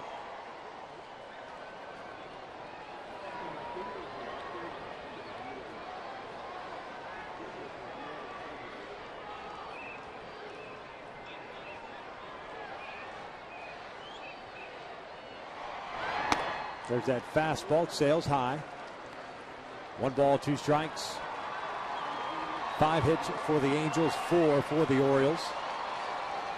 The Angels getting back-to-back 2-out hits in the 4th. A double by Vernon Wells, a single by Alberto Callaspo, the only scoring in this game so far.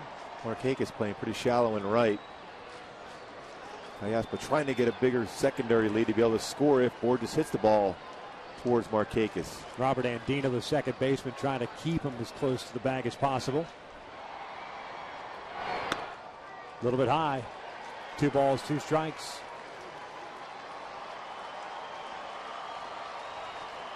I got to believe he's going to throw that frisbee slider now after back-to-back fastballs.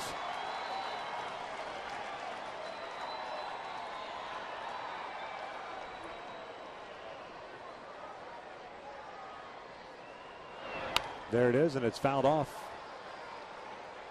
He's been tough on right-handed hitters throughout his career. O'Day is limited a batting average of .214 on righties. This year, though, right-handers 4 for 16, lefties 1 for 7. And Howie had a good at bat against him in that first game, cleared the bases. 2-2 pitch, chopper towards short. Hardy feeds Andino for 1. The relay to first is in time. Inning-ending double play. The Halos leave a man off. We're through 7. Angels still up 1-0.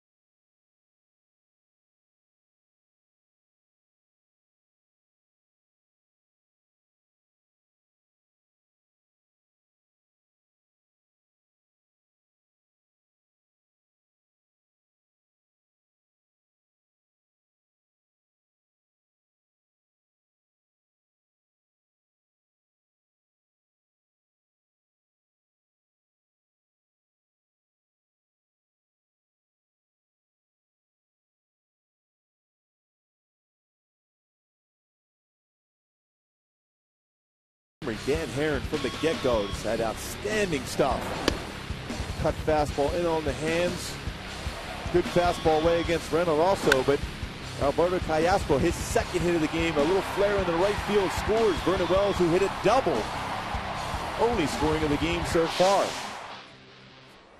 7 innings, 4 hits, 9 strikeouts, 1 walk for Herron, facing the bottom third of the order. Benameat, Paulino, and Andino. The first one is up and away.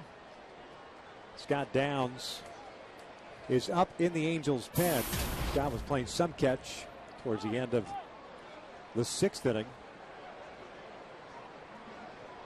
Just hanging out, ready to go if needed. 1-0 pitch to Benameat. He fouls that one back. 1-1. No good cut fastball in on his hands.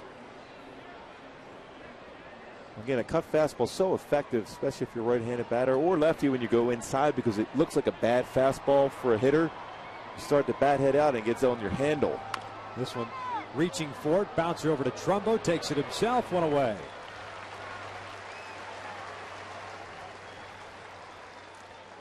Boy, really taking a lot off on that pitch, fooling Benameat. One batter up, one batter down. Talk about pitching. Cut fastball in, split finger away. Going to get a pinch hitter here for Ronnie Paulino. It's going to be Matt Wieters, the switch hitter, to face Herron.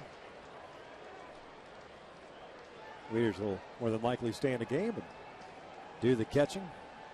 Paulino finishes off 0 for 2 with a strikeout and a ground ball to third. Wieters last night went 1 for 3, but had 3 runs batted in. Had a 2-run home run. He also had an RBI ground down. Had an 0 for 4 game Friday. Breaking ball misses up and away.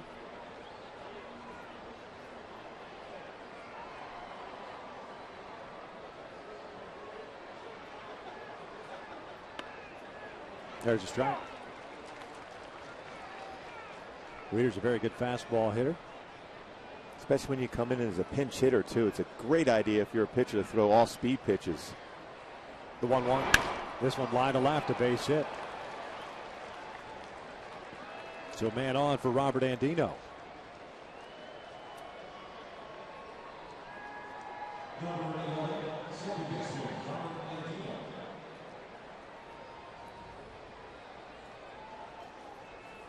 Pitch count now at 112 for Dan Herron, 72 in the strike zone.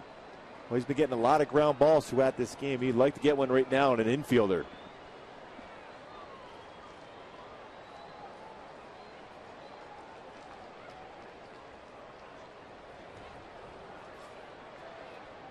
Andino 1 for 2 with a single and a fly ball to right. It's 1 ball, no strikes. Wieters with that base hit, although he doesn't run real well, cannot be pinch run for him with only 2 catchers, so you keep him in the game at first base.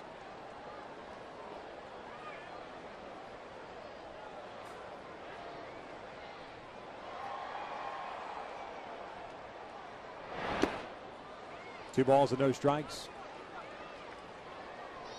This clearly the most pitches that Dan has thrown in a game this season. Looking back at last year's game logs for Herron, those pitches he threw 123. That was on July 25th at Cleveland. No decision, 10 strikeouts. 2-0, line to left, a base hit. Wells over to cut it off. Wieters will stop at second base. So the first 2 have reached here with 1 out. Might be it for Dan Herron. Mike Scioscia's coming out with the top of the order coming up. Mike Scioscia's going to make the move to the bullpen with Scott Downs ready to go and Andy Chavez due up.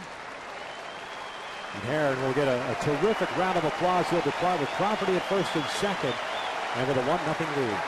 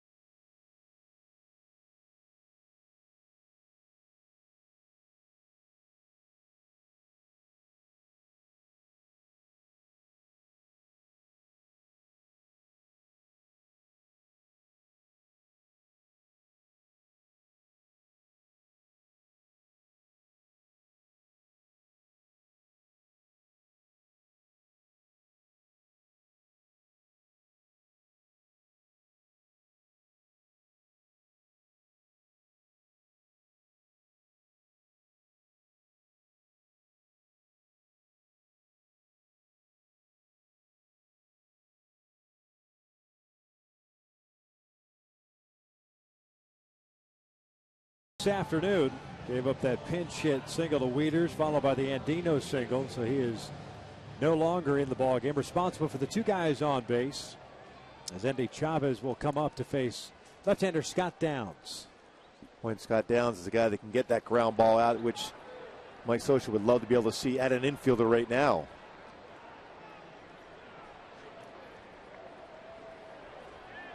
Scott pitched in Friday's game, went 1 inning, walked 1, struck out 1.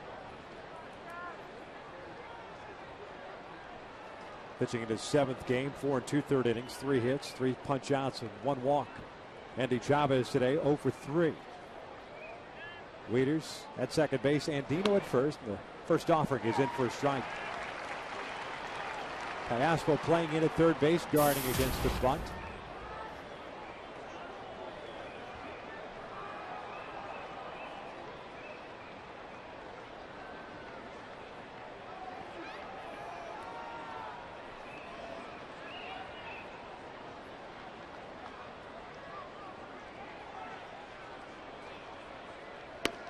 Oh, 2.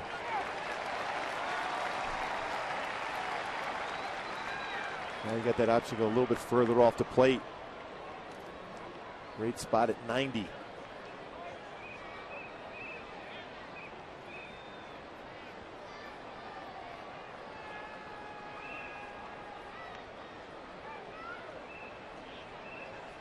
The 0-2.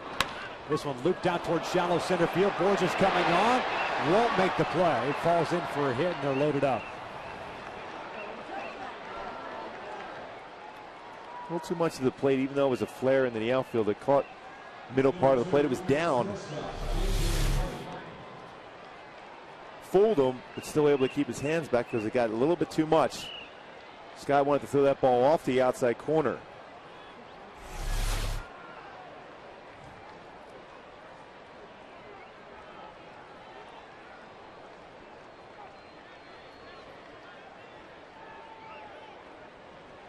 Here's J.J. Hardy, the shortstop. Bases loaded, 1 out. Hardy 1 for 3, had a base hit in the 6th inning.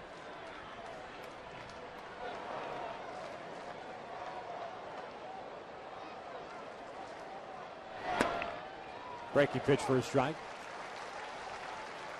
The outfield seems fairly deep with Hardy at the plate. Good pop in his bat. Wieters at third base. Andino at second and Chavez at first. Good speed at second and first base. The 0-1 pitch. This one ground ball up the middle. Downs knocks it down. Fires home. That's the only play they have. 2 outs. Well, that's all you're hoping for. You love to be able to get a 1, 2, 3 double play. But got the glove down. Kept in front. Did not panic. Got that forced play at home. Those are the tough ones that stay low on the ground. You'd hope for a hop if you're a pitcher, but it stayed low, and Scott Downs, again, veteran, didn't panic. So 2 down, bases still loaded. Andino at third, Chavez at second, and Hardy at first, reaching on the fielder's choice. Nick Markakis, the batter, 0 for 3. Ground ball to short, 2 strikeouts.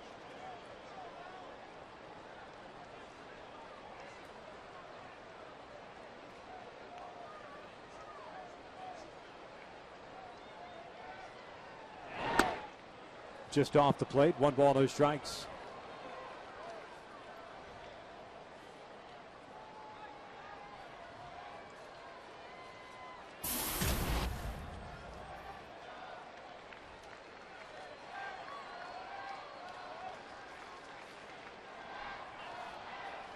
The 1-0 pitch. Outside, 2 balls and no strikes. The Angels in the bottom of the 8th inning have the top of their order coming up, and it looks like Pedro Strop has been loosening for the Orioles, still playing catch out there. Ibar Kendrick Pujols is scheduled 3.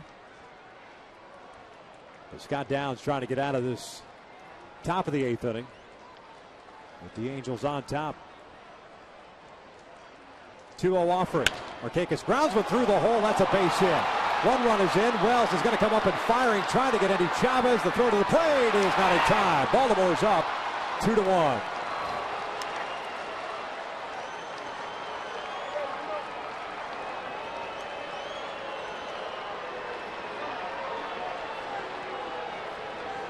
Well, it's the third game in a row for Dan Herring. He left with the lead. See it go away against him. When fell behind the count, you have to go with the fastball. Marquez, as we've said, it's very good as far as going the other way, keeping his hands quiet through his swing. Well, Bobby Wilson tried to protect that plate with his foot there, but Chavez able to get around him and score to go ahead run.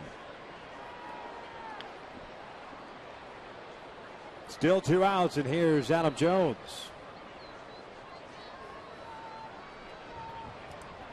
Marquez picks up his 6th and 7th runs batted in of the season. 8th hit of the afternoon for Baltimore. Jones pops up the bunt, that's foul. A safety squeeze because Hardy wasn't running. Strictly just trying to catch Callaspo by surprise with 2 outs. Trying to lay down a bunt for an infield hit. Not what you want to see or typically see from the quote-unquote cleanup hitter. That's usually an RBI producing spot in the lineup. Jones 1 for 3 today, had a base hit in the second.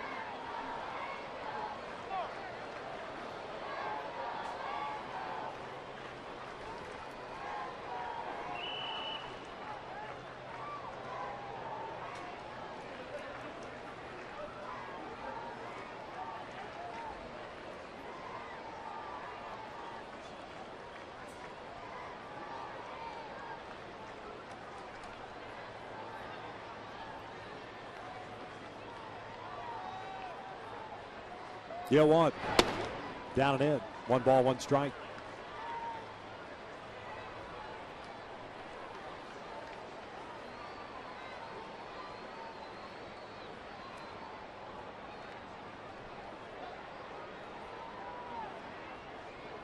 Two runs, 8 hits, 3 left on for Baltimore. They've got runners at first and third here. 1 run, 5 hits, 5 left on for the Halos. 2 balls and 1 strike.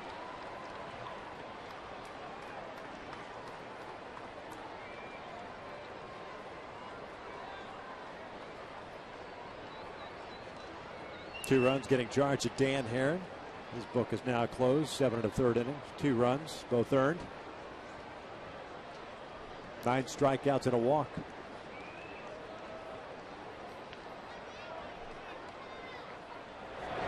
Jones pulls one right to Alberto Callaspo. The inning comes to an end, but Baltimore takes the lead with 2 runs as we head to the bottom of the 8th inning. Top of the order coming up. The Angels down 2-1.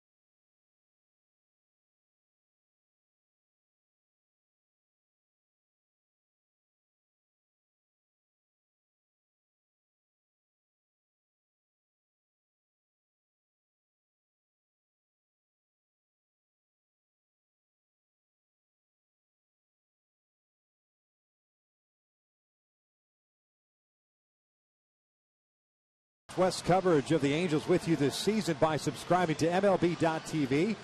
And you can see every Angels out-of-market game live online and on your favorite devices in HD quality. Visit Angels.com to order and get more details. MLB.tv, baseball everywhere.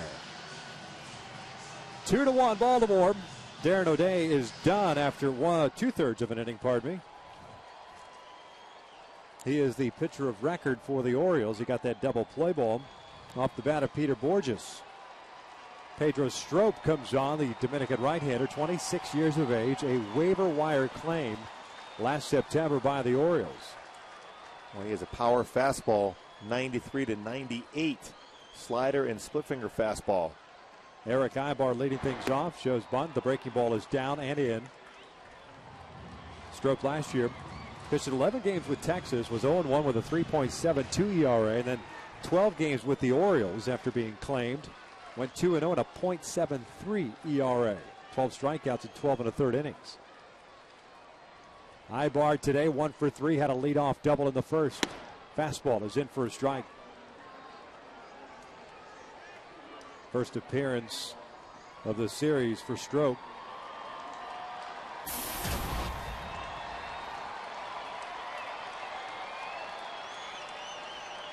Right-hander pitching in his 7th ball game.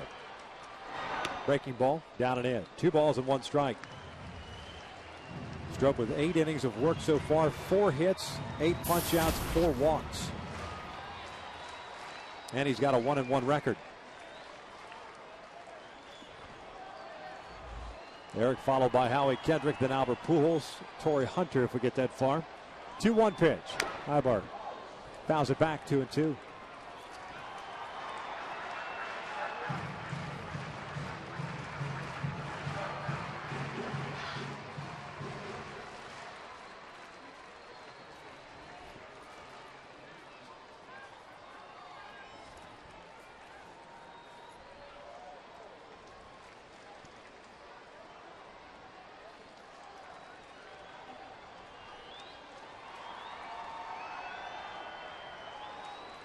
Two on the way.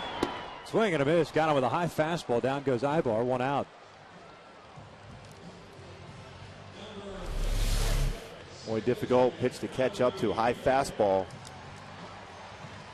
One thing about Strop, though, if you get on base, you can run against him, so you got to get a base runner. Howie Kendrick stepping up. He's 0 for 3 today. Bouncer back to the mound. A ground ball to short and a double play ball.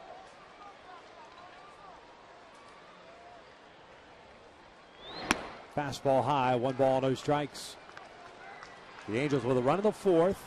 Baltimore with 2 in the 8th. Both runs getting charged to Dan Herron.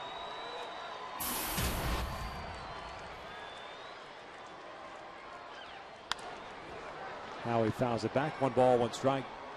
And he chased ball 2 there.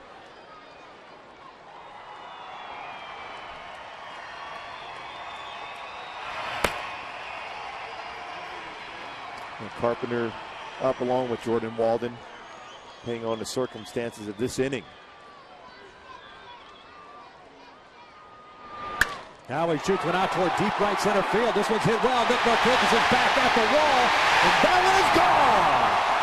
Up on top go for Howie Kendrick. Ties this game up at 2.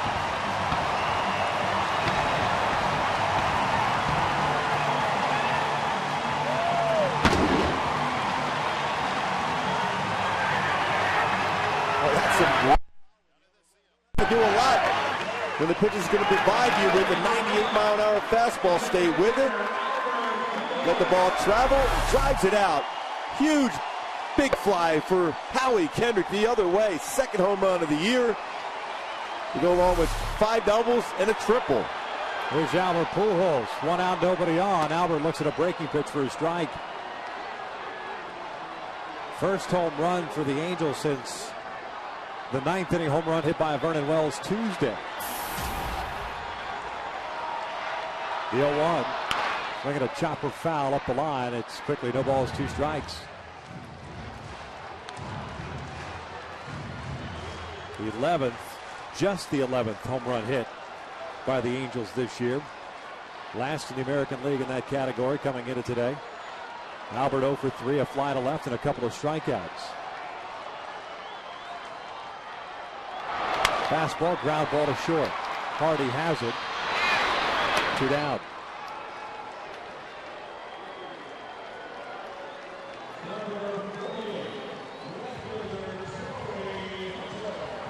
So Torrey Hunter coming up.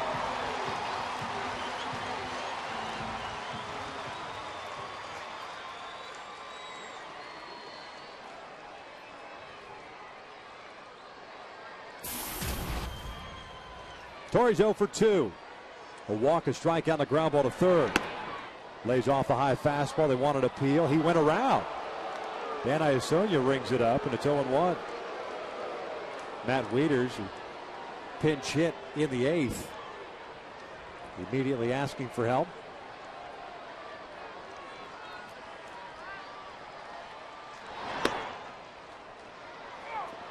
Oh, and 2. Fastball right down the pipe.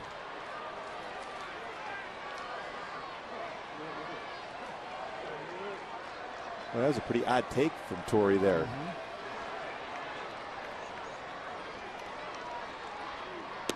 And he swings through the slider. The inning comes to an end, but Howie Kendrick picks up his second home run, and it's a big one as it ties this game up. We're through 8. 2-2 tie.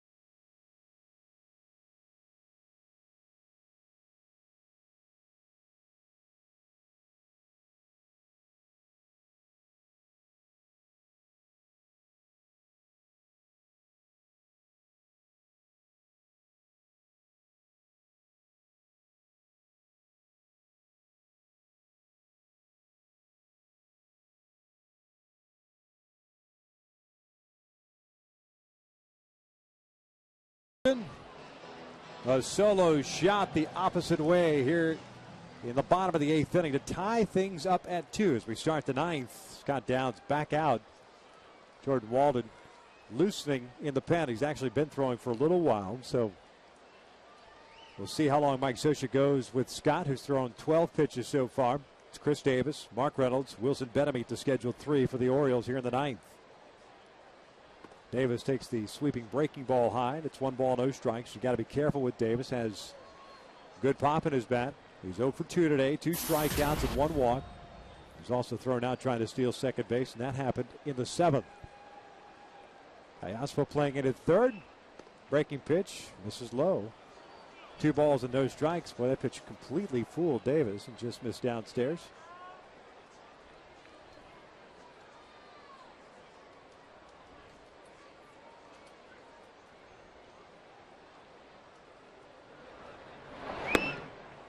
Two and one. Well, he came inside with the fastball there underneath the hands of Chris Davis.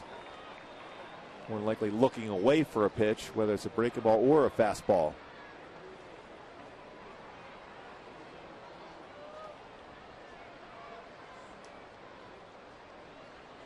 Two one. This one out toward left. Vernon Wells is there. Slices it back to him. 1 away. So Downs gets the left-hander. Mike Scioscia's coming out, and Walden's going to come on now. With Mark Reynolds coming up. We've got a pitching change. We're in the 9th. This game tied at 2.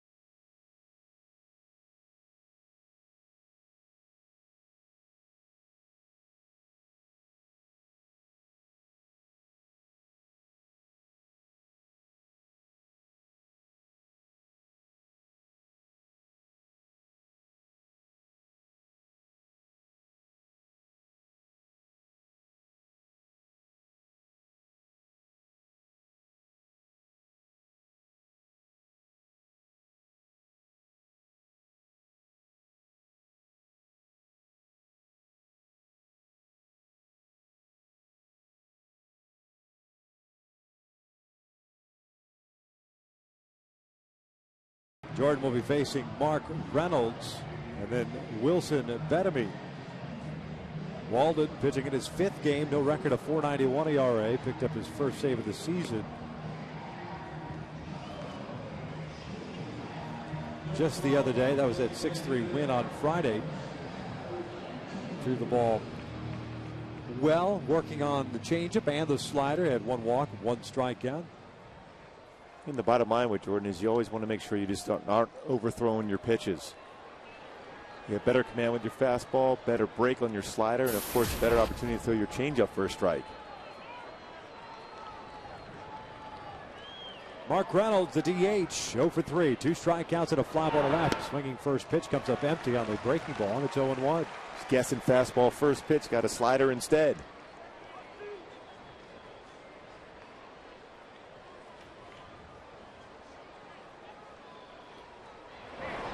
Goes with another one.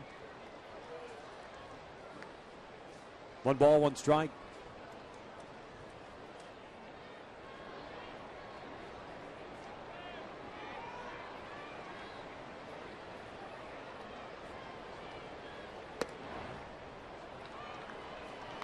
Two balls and 1 strike. That fastball misses wide.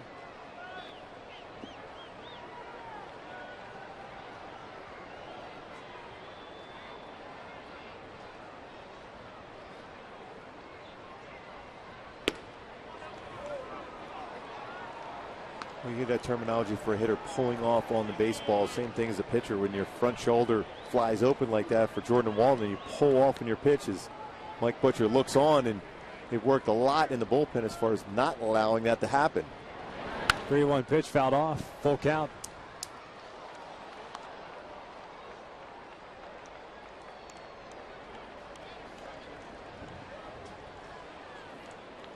Bettamy on deck, then you've got Wieters if you get that far.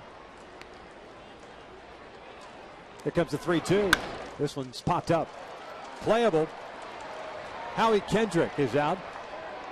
2 down.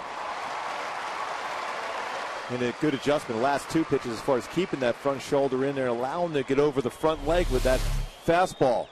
He's got good balance here. See him push off that pitching rubber, but to keep that front shoulder in long enough to be able to get the arm over that front leg. That way you can throw the ball in the strike zone. Wilson Bettamy, the batter. He's the third baseman. Looks at a fastball outside.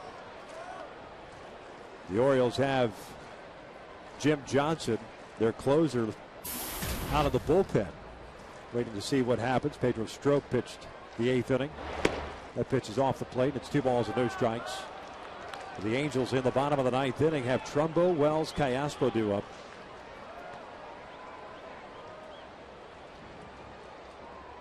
We'll see what the Orioles decide to do.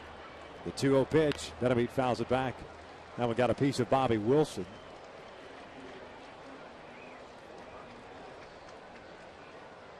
A 2-1 count here on Bettamy, the switch hitter.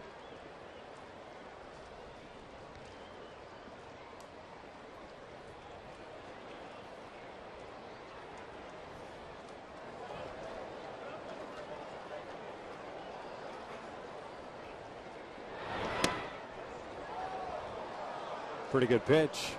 3-1.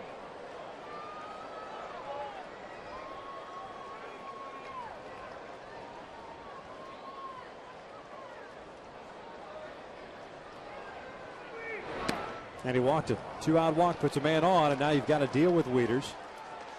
A very good fastball hitter. He's been swinging the bat exceptionally well the early part of the season. Wieters is the guy that at the rally started for the Orioles in the 8th inning as a pinch hitter with 1 out. Punched a single out to left field. Orioles getting 2 in that 8th inning.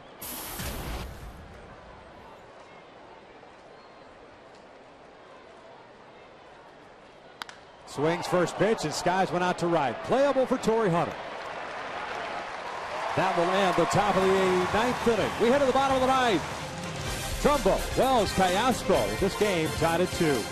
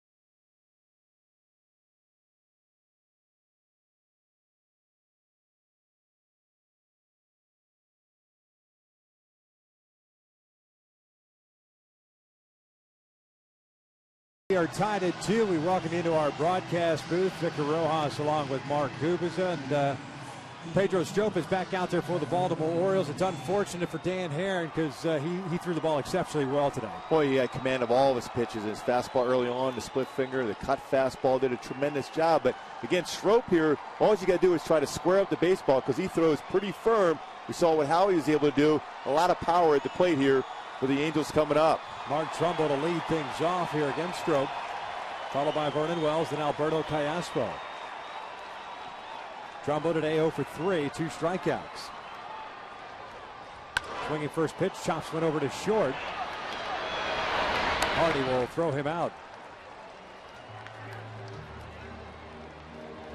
So 1 out. That'll bring up Vernon Wells.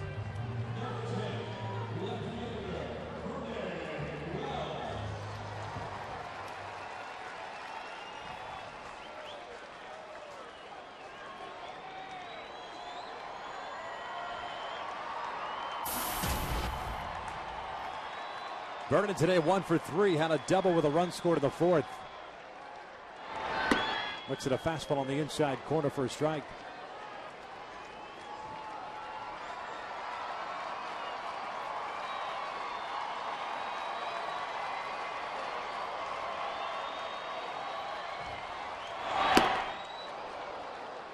Oh, and 2.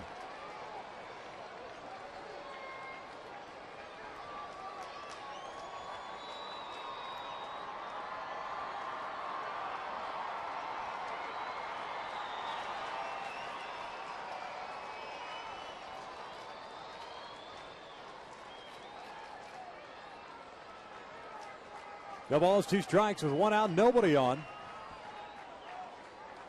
The pitch almost got Vernon.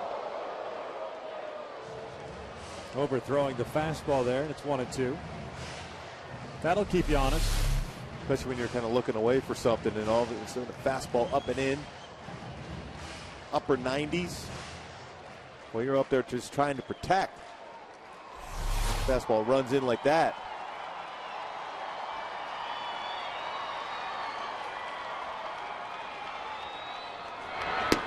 Check swing, they wanted appeal, did not go. 2 balls, 2 strikes. Boy, so often you see a pitcher after an up and in fastball will throw a slider away. Now they come back with a fastball now.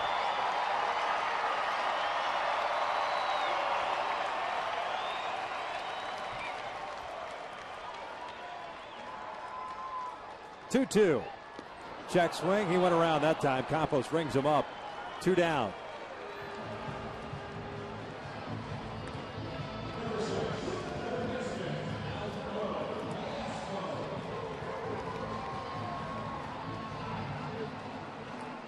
To keep in mind, if Callaspo can get on base somehow, you got Kendrys Morales available.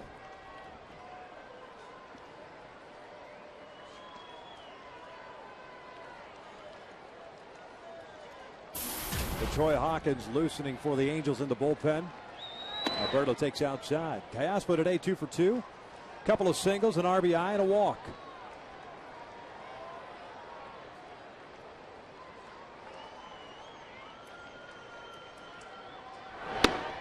On the outside corner.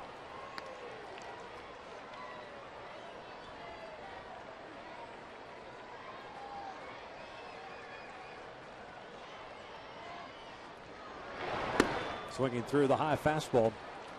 1 ball, 2 strikes. We had 38,221 in the house today. A lot of people still sitting here at the Big A. 1-2, got him looking. It's a 1-2-3 inning. We head to what they call free baseball. First time this year, extra innings for the Angels, tied at 2.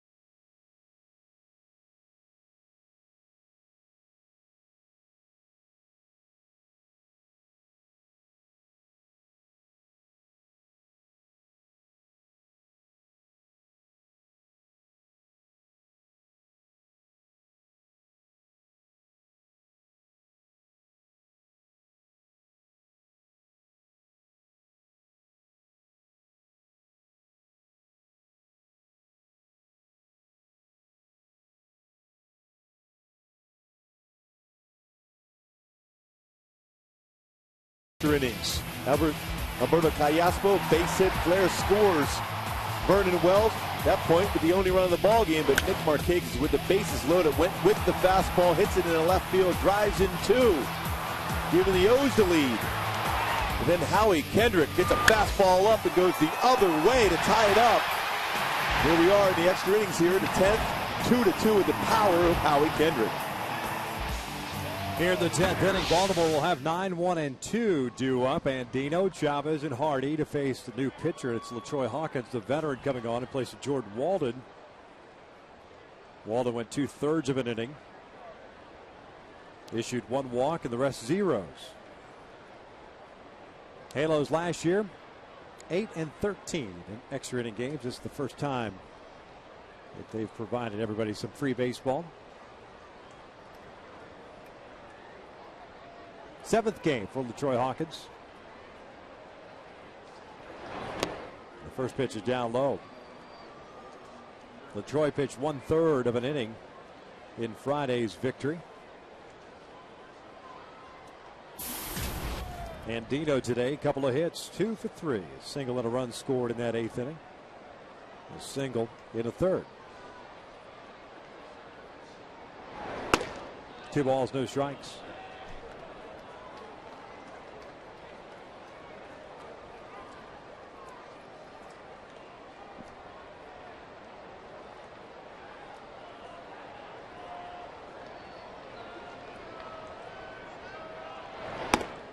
Hawkins falls behind here. 3 straight wide ones, 3-0.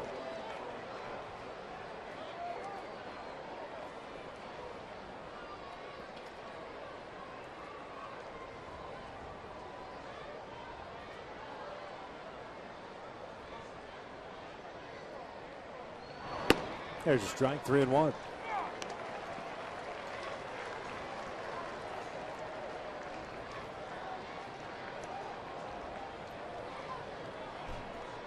Andy Chavez on deck.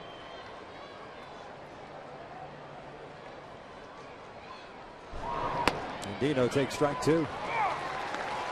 Well, still, even when he's trying to throw a strike, good velocity on that fastball at 92. Good location.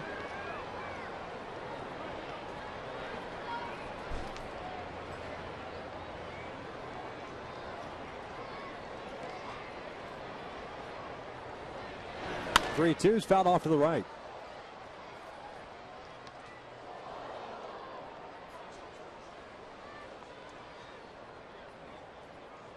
So we'll reset and do it again. Both of these teams have off days tomorrow. Baltimore's traveling home. They will have a quick homestand. The Angels will travel tomorrow to St. Petersburg. Begin a 3-game set against the Rays on Tuesday. Another 3-2, and that is just off the plate. Well, Bobby Wilson was ready to throw that baseball around the infield. And now the strike zone has changed, apparently. It's been a strike all afternoon on both sides. 3-2 fastball. Well, that's a strike. Fox Tracks says it was a strike, too, right on the corner. But now you anticipate a sacrifice situation. Leadoff man is on board. Andino with good speed. Callaspo playing in on the grass.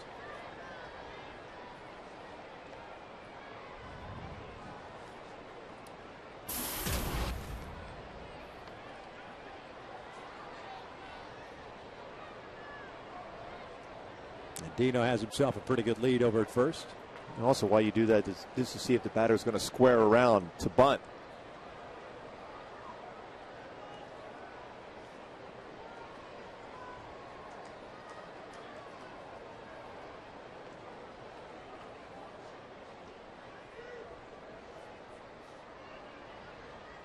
Chavez drops the bunt. Wilson will fire on to first. The sacrifice is recorded. Andino advances into scoring position.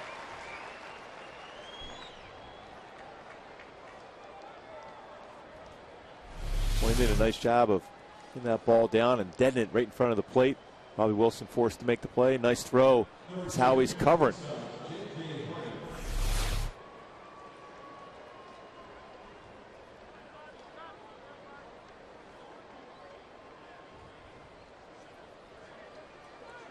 J.J. Hardy, the batter, bunted his way on with 2 outs in the 6th inning and was stranded. A 1-for-4 game. Swinging first pitch, fouls it back.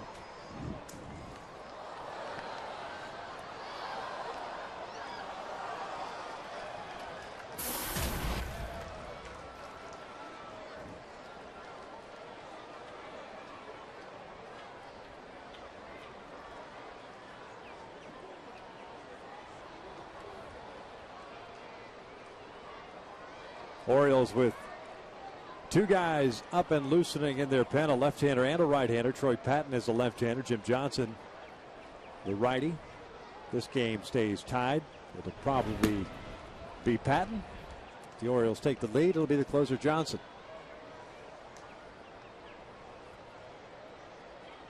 The 0-1 pitch. Breaking ball outside. 1 ball, 1 strike. Markakis is on deck. Andino reaching on a disputed walk. Pitch that looked like it was in the strike zone. Big strike zone today on both sides. Angel Campos charged with the balls and strikes today. Here's the 1-1. This will chopper right towards second base. Kendrick has it. 2 down. Andino advancing to third. And Howie in perfect position to make that play. The ball was hit well by Hardy. When you were pitching him away, you play him in that position. Nice play. It's a 2nd out. Mike Butcher's going to come out and talk things over with LaTroy Hawkins with Markakis coming up. Well, you have a lefty up in Markakis and the righty and Adam Jones on deck. Going to ask him who he feels more comfortable going after. Sometimes you'll see a pitching coach come out, don't give him anything good to hit. Go off speed, go out of the strike zone. You have an open base. Campos is going to go out there and break up the rock pile. All the infielders joining into the conversation. Markakis had the big 2 RBI single in the 8th inning to put Baltimore up at that point 2-1. He's had a 1-for-4 game. The 2 RBIs giving him 7 on the season. He struck out twice, both looking against Dan Herron, and ultimately got Buck Showalter thrown out of the game. Buck arguing balls and strikes in the 6th. Hawkins delivers downstairs. It's 1 ball, no strikes. Back outside with a fastball, maybe just below the knees.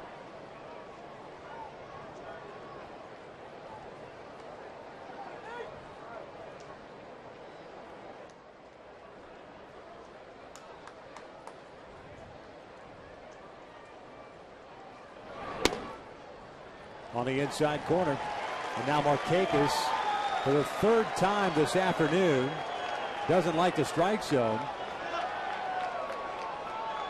and shares his feelings with Angel Campos. Well, I'm surprised how much Angel Campos has taken against Markakis a number of times. That ball's down, well, got the bottom part of the strike zone. The 1-1 pitch.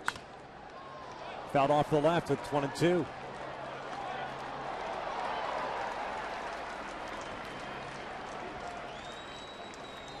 The Halos in the bottom of the 10th inning have 8, 9, and 1 due up. Wilson, Borges, and Ibar. Pedro Strop is more than likely done. 2 innings, gave up the home run to Howie Kendrick that tied the game up in the 8th, but also struck out 4 in those 2 innings. There's Andino standing at third base. He had the leadoff walk here to start the 10th. The 1-2 pitch. Breaking ball chopped up the middle. Howie Kendrick to the backhand, can't knock it down. The run will score and Baltimore's back on top.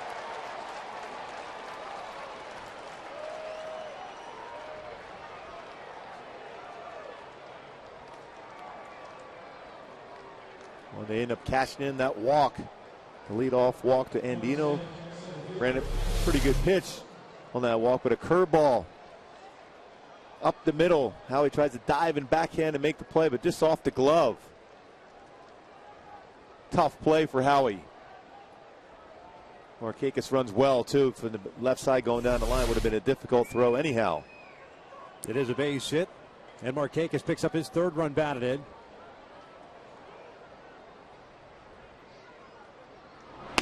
Off-speed pitch upstairs. 1 ball, no strikes.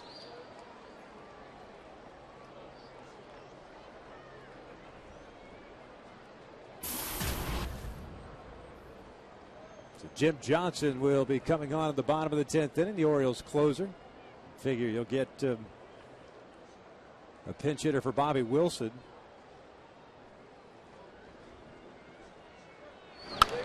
He's scheduled to lead off the bottom of the 10th inning. You've got Kendrys Morales, you have Bobby Abreu. Might see both of them in this inning.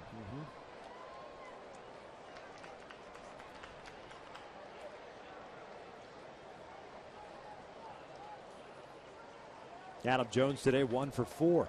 He lined out his last time up in the 8th inning.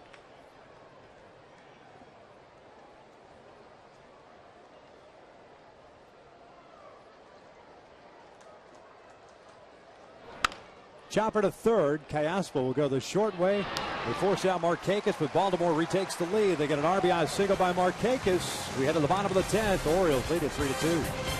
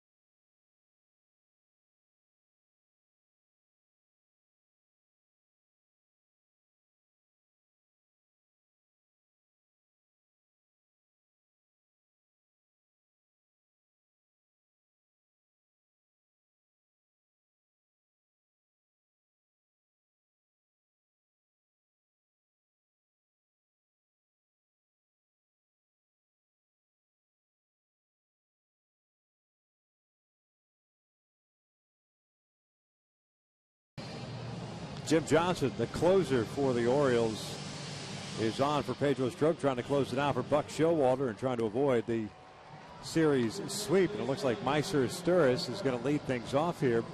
He'll be pinch hitting for Bobby Wilson. Peter Borges is after him. Then back to the top of the order in Eric Ibar. Jim Johnson, he's a guy that's been perfect so far as in save situation. Former starter. Made that adjustment down to the bullpen as their closer. Fastball 91 to 96. Curveball and above average changeup. 7 scoreless appearances for Johnson so far. 6 2/3 innings, 6 saves, 5 hits, 5 strikeouts, and 4 walks. First pitch is inside. This is the first appearance for Johnson in this series. As you can see by that action, that's some nasty sink action on his two-seam fastball. Showing Button. That pitch catches the inside corner apparently, and there's a strike, and it's 1-1.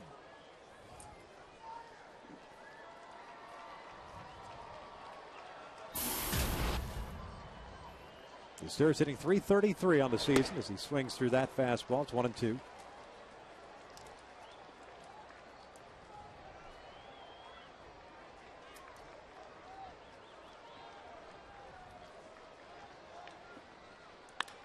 Chopper, or liner I should say, soft liner to J.J. Hardy, and there's the first out. Borges will be called back. Kendrys Morales is coming out. He'll be pinch hitting for Peter. He finishes the game going 1 for 3.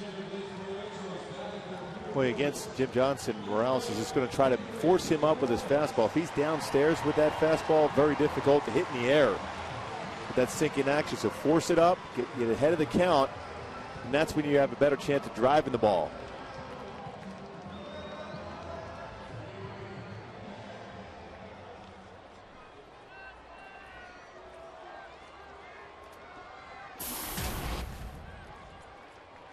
Kendricks a .280 average.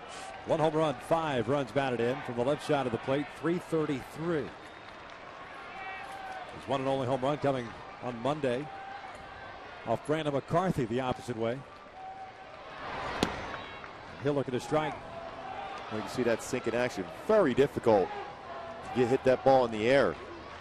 Got to catch it before it crosses the plate down.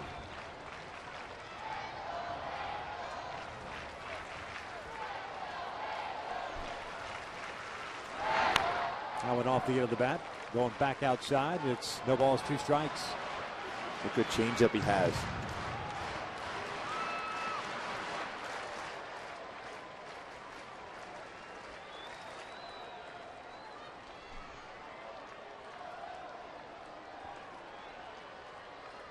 Here's the 0-2.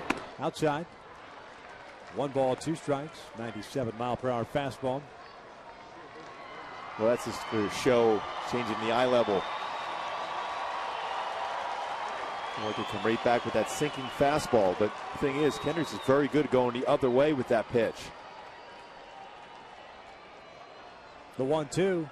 Breaking pitch hit out toward right center field. Marquez giving chase. He's not going to get there. It's a one-hopper off the fence. Morales to second base. It's a 1-out double.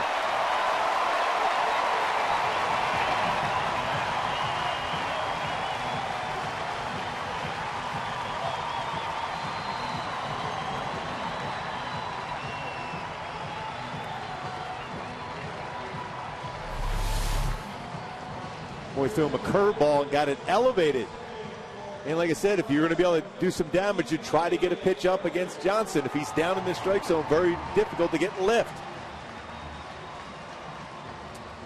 Pinch runner for Kendrys Morales at second base. Bobby Abreu will run for him. The tying run in scoring position.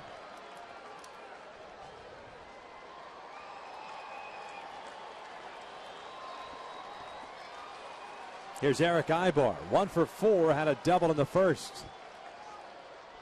Breaking pitch down and in, 1 ball, no strikes. Bobby better be getting a bigger secondary lead than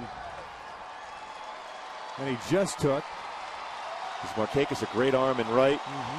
Adam Jones a strong arm in center, and Chavez is playing almost behind shortstop in left field. He's playing very shallow. Benamy playing in at third base. Ibar takes a strike on the outside corner. 1-1.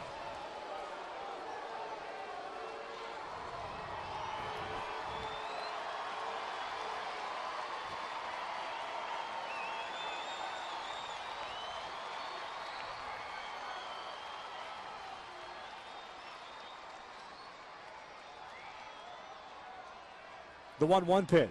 Almost hit him. 2 balls and 1 strike. Peters did a nice job of catching that baseball. It could have been a wild pitch. Overthrew this pitch.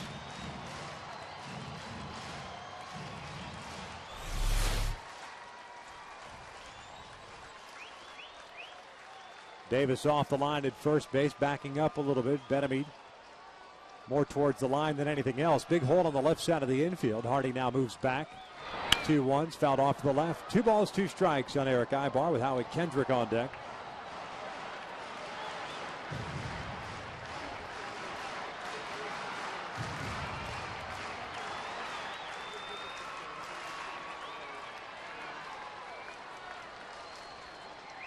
Well, we talked about that 5th inning last night. Simplify your approach. Just try to make contact here.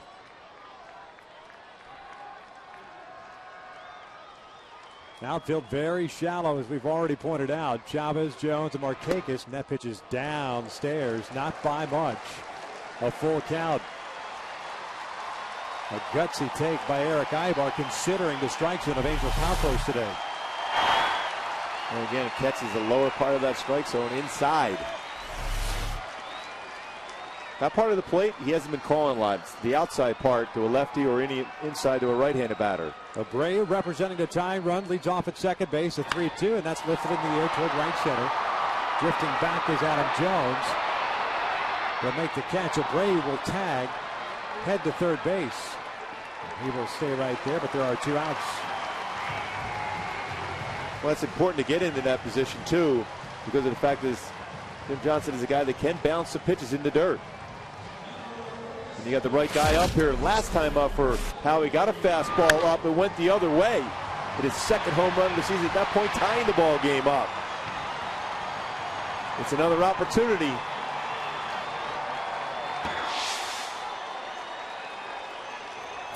Howie 1 for 4 with that home run in the 8th inning. Takes a fastball right down Broadway for a strike.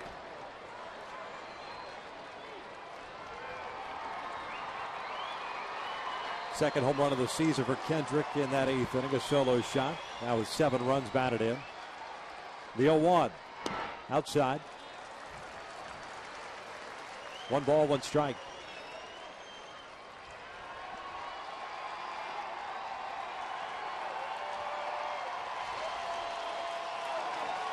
Weeder set up inside. Here's the pitch. Swing and a miss. Tied him up.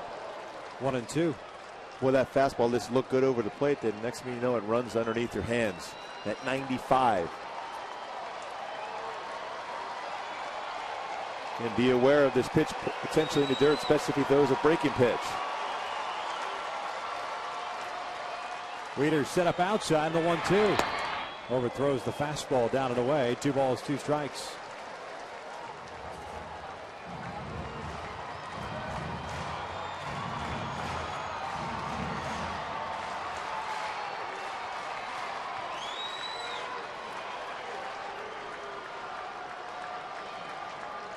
Johnson's ready, the 2-2.